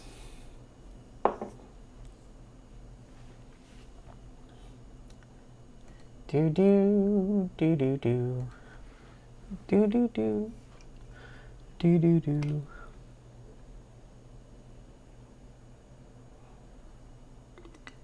It's gonna take a little time to get going here. Don't use BLE because I can't wrap my hand around it without a headache. Yeah, it's not as simple. I feel like Wi-Fi is taken off more than the Wi-Fi workflow is taken off more than the BLE one, which is partly why I'm very excited to work on networking in the Zephyr port, because you know, in these cases where we may or may not have USB, but if we have network, we could do like the whole web workflow should work with networking, which would be cool. I'm getting a Portal Matrix S3 and hoping to run code on both cores. So on the S3, CircuitPython runs on one core and the other core is used for all the networking stuff. So if you're not using CircuitPython, you could, but if you're using CircuitPython, it doesn't really make sense.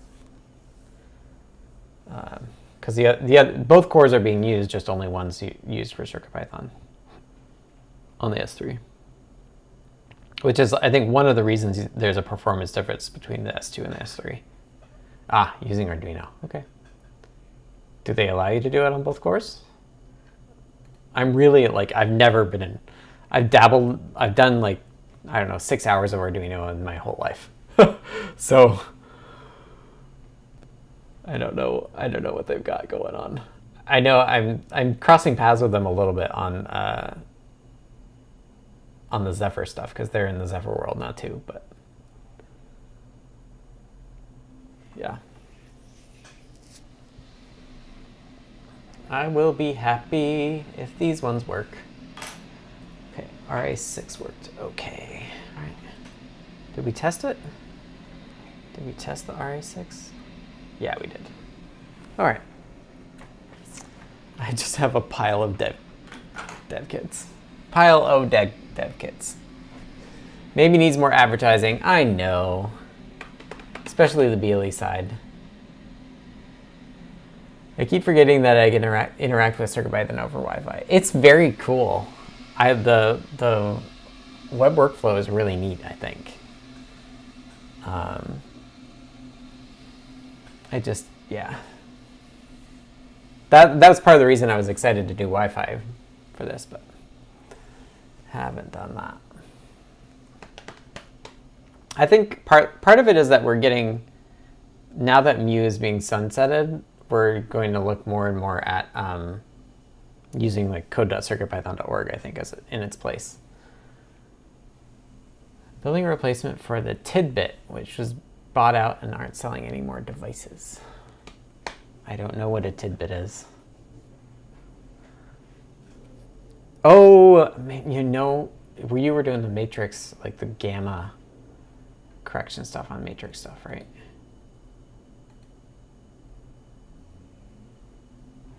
Yeah. Yeah, it's neat. I think I saw this. Yeah, you were talking about the brown. Like, it could render brown and CircuitPython can't render brown or something.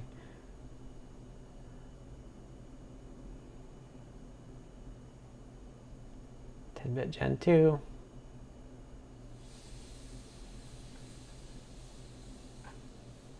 I got like some Kickstarter years ago that's kind of like that too. Okay, well, I broke the CMD build. Darn. It was working.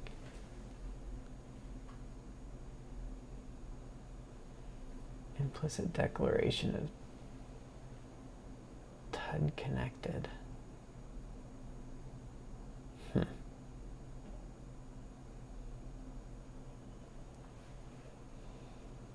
A VS Code extension might be make it more readily usable. Yeah. Well, somebody who uses VS Code could do that. I'm sorry. I've tried VS Code a couple times and it bothers me.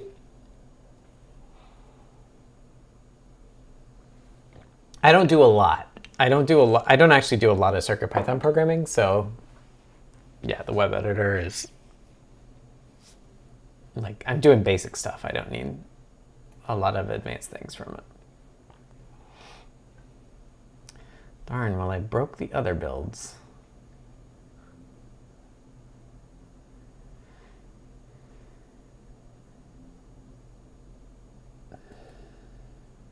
Why is that? All right, I've got 8 minutes. Any final questions? Now's a good time.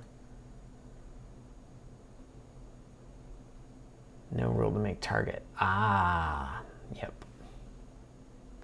Okay, I can fix that.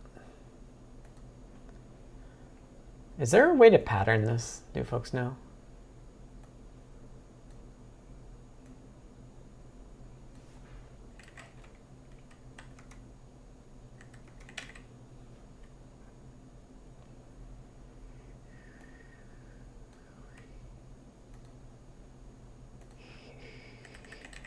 I'm cheating because I know it produces a hex. The RA8 will be a top secret discussion? I don't know. Yeah, I still use Sublime. Nitty gritty Sealand. Okay, well, that should fix that. Let's see if we can fix the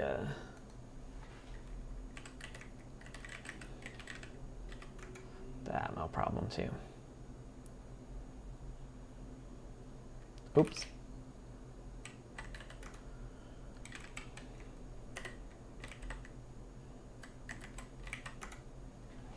Do do do do do do do do do do do do do do do.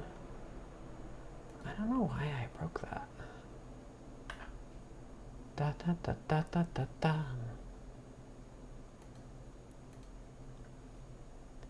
Storage. Time connected.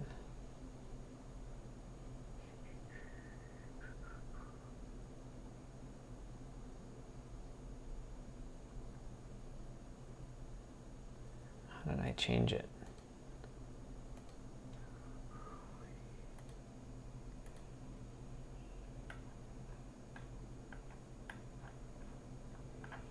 This is my fix.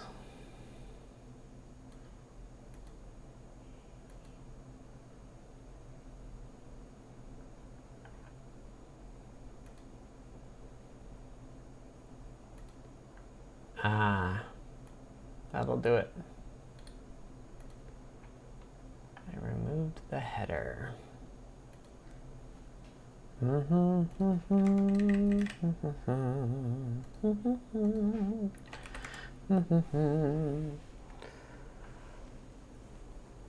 sorry we didn't get the Wi-Fi. Yeah, I don't know why I'm getting that.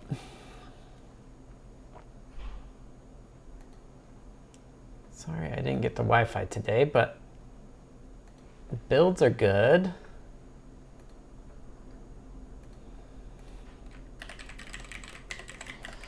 Fix builds. This is why I'm gonna do a squash. Oh yeah. We failed most of them.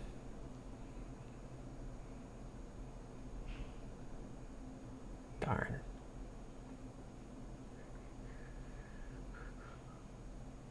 Why did this one fail?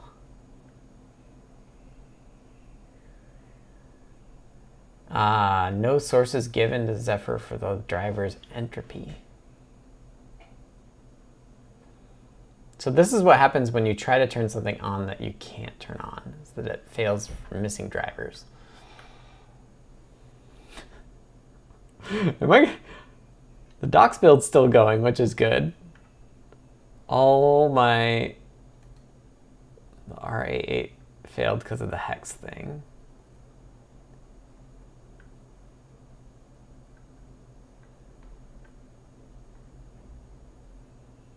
Find file.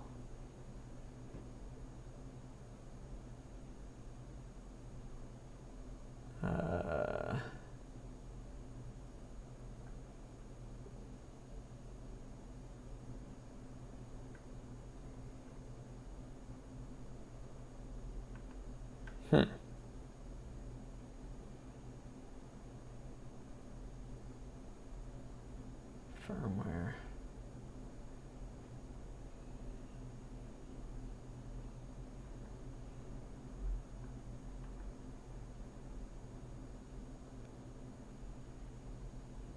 Failed.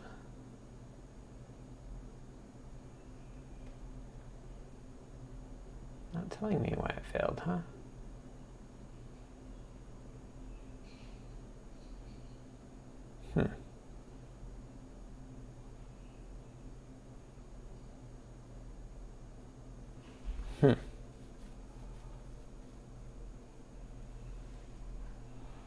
All right, well.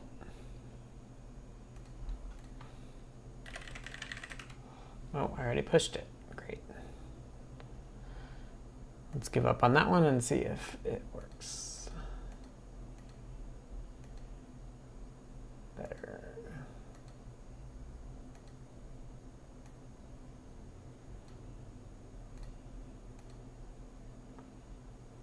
See, this early failure is pre-commit, which I don't know why I pre-commit so unhappy.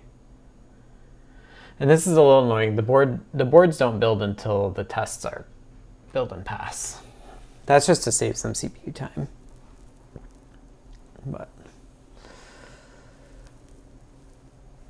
hopefully it won't take too long. We'll wait for these to come back and then call it a day.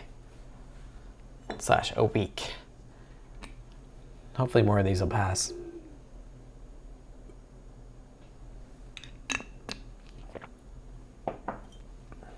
Hopefully Zephyr will give us the tools to start thinking about like running things on different cores and managing that. It's just we're a ways away from being there. Enable BLE support. That's pretty cool. By replicating giga-config. Yeah, there you go. So it is the same thing.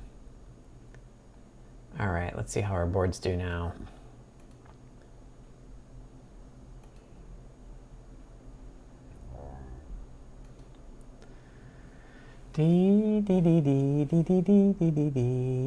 Now that you're mentioning pull requests, are you seeing the light at the end of the Zephyr tunnel? No. Once I pull request it, I guess I'm seeing the light at the end of the, like, it's all experimental tunnel, but there's a lot of work to do still in Zephyrland. Like, SPI and I2C would be great. Wi-Fi, Ethernet, BLE, LTE, like mobile would be very cool. And we want to see like how much work that would be to do. So no, the short answer is no. But at least I feel like once it's pull requested, like it's not just a thing that I've got, you know, on the side. Like it's a little more official once it's checked in, and other folks can work on it. And that's like super common. It's super common for the way that like new port bring up happens is like there's a lot of basic stuff that you have to get going before you get it out, and then you can share it with people. So yeah, it's very typical port bring up stuff. Protothreads, is that the thing that does the like, yeah. I think TinyUSB, when we switched to it in CircuitPython, had protothread support, and I was like, what is this? This is terrible. Where it like uses static variables to know where it was in a function. Something like that.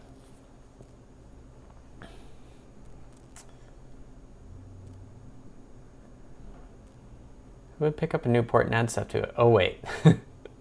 Yeah, that's why I was like tempted to do a board definition here, but it's still a little clunky. We'll have to see. Like, it's not super clear to me the boundary that we need to draw between CircuitPython board defs and Zephyr board definitions, Because I think generally we want to start with the Zephyr one.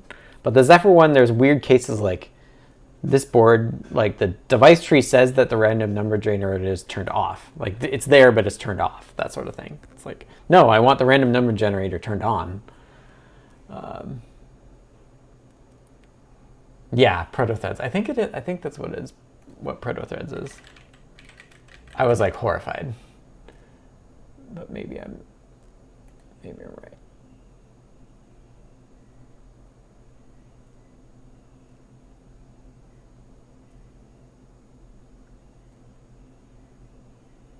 I think that's what it was.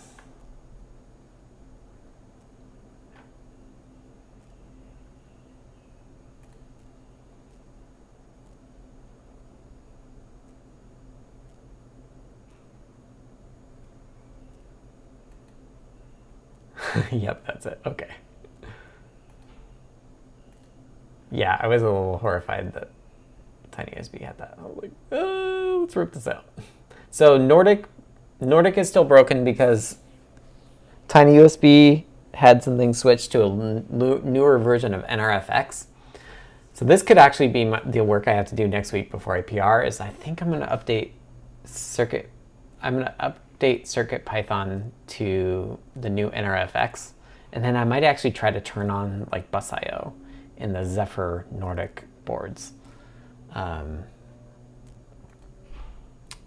I might do that before I PR it, because right now Nordic is broken with newer TinyUSB. Now I could hack it because it's only like 3 functions that are like missing that I could just fake, but I'm tempted to just do the update. Like we're like 5 years behind on NRFX. Like we're really far behind on NRFX. Good. Okay, so all of the other ports look to be happy now.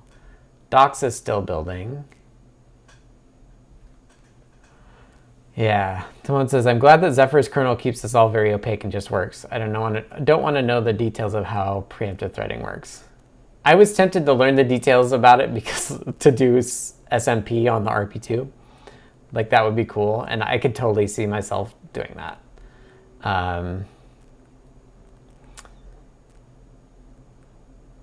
I don't remember, like I am sure I was hitting some bug with protothreads that it was just like, oh my gosh, that's how this works. Like putting like, oh yeah, I think it's like proto begin, so it's like a switch statement. You end up having a switch statement in your function that like reads the state of it beforehand and like jumps into the middle of the code because it's actually a switch statement. It's just like, yeah, made my head explode. Okay, let's see. So the RA6 and the NR54 are still broken. Darn it.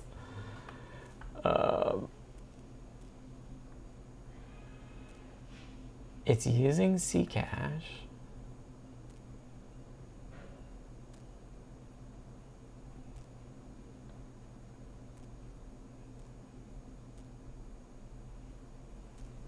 Subcommand failed. Huh. Is it not? Is it working here?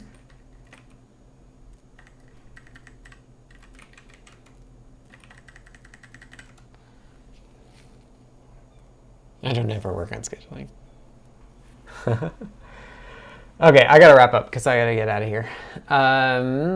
Let's do wrap up and we'll let this run.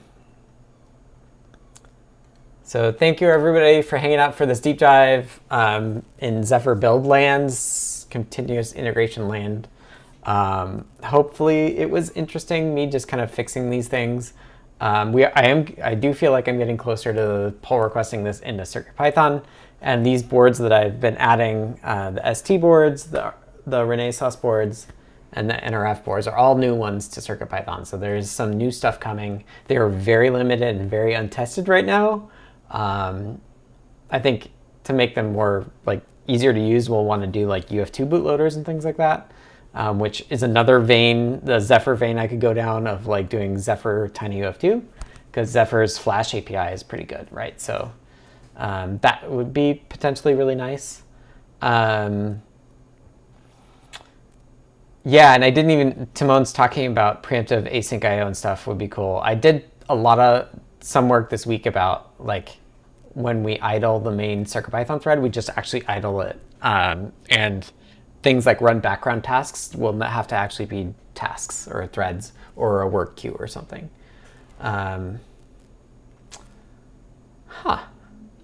Okay, so it works.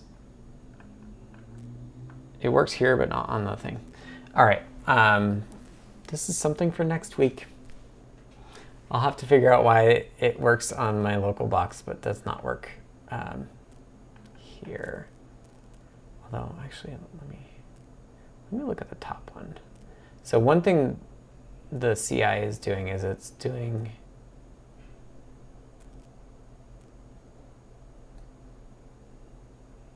cannot find file.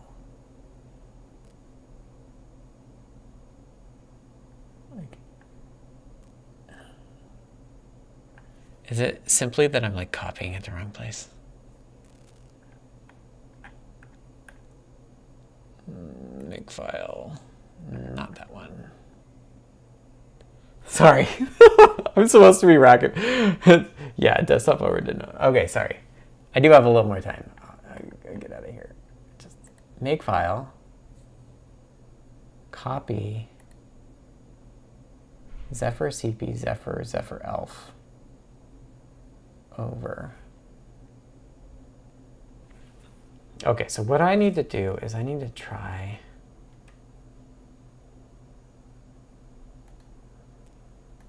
what happens if I make this, which is build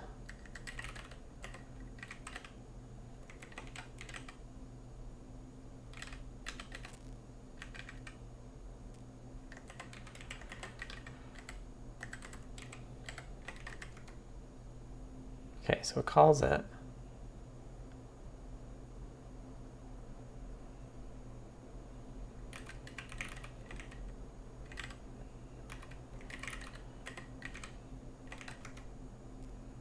It's there.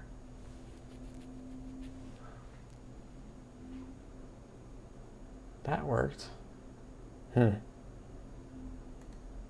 don't know, it might be something simple.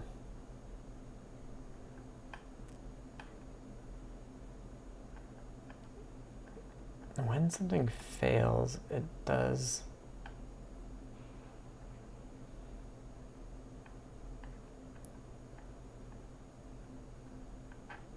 There's the first build.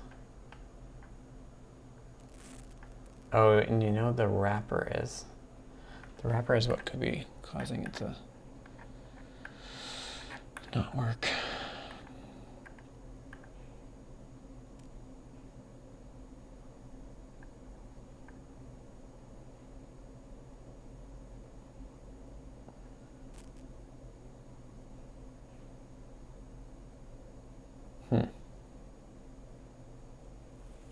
I don't know. That is for next week. Okay, everybody, thank you. If you want to support me, go to adafruit.com, purchase hardware there. This is not what I wanted to hit. This is what I wanted to hit. Thanks all for hanging out. Have a great weekend. I'll see you next week. Support Adafruit, adafruit.com, Discord, adafruit.it/Discord, and thanks to DCD, who usually takes time codes and all but once manages to keep them saved.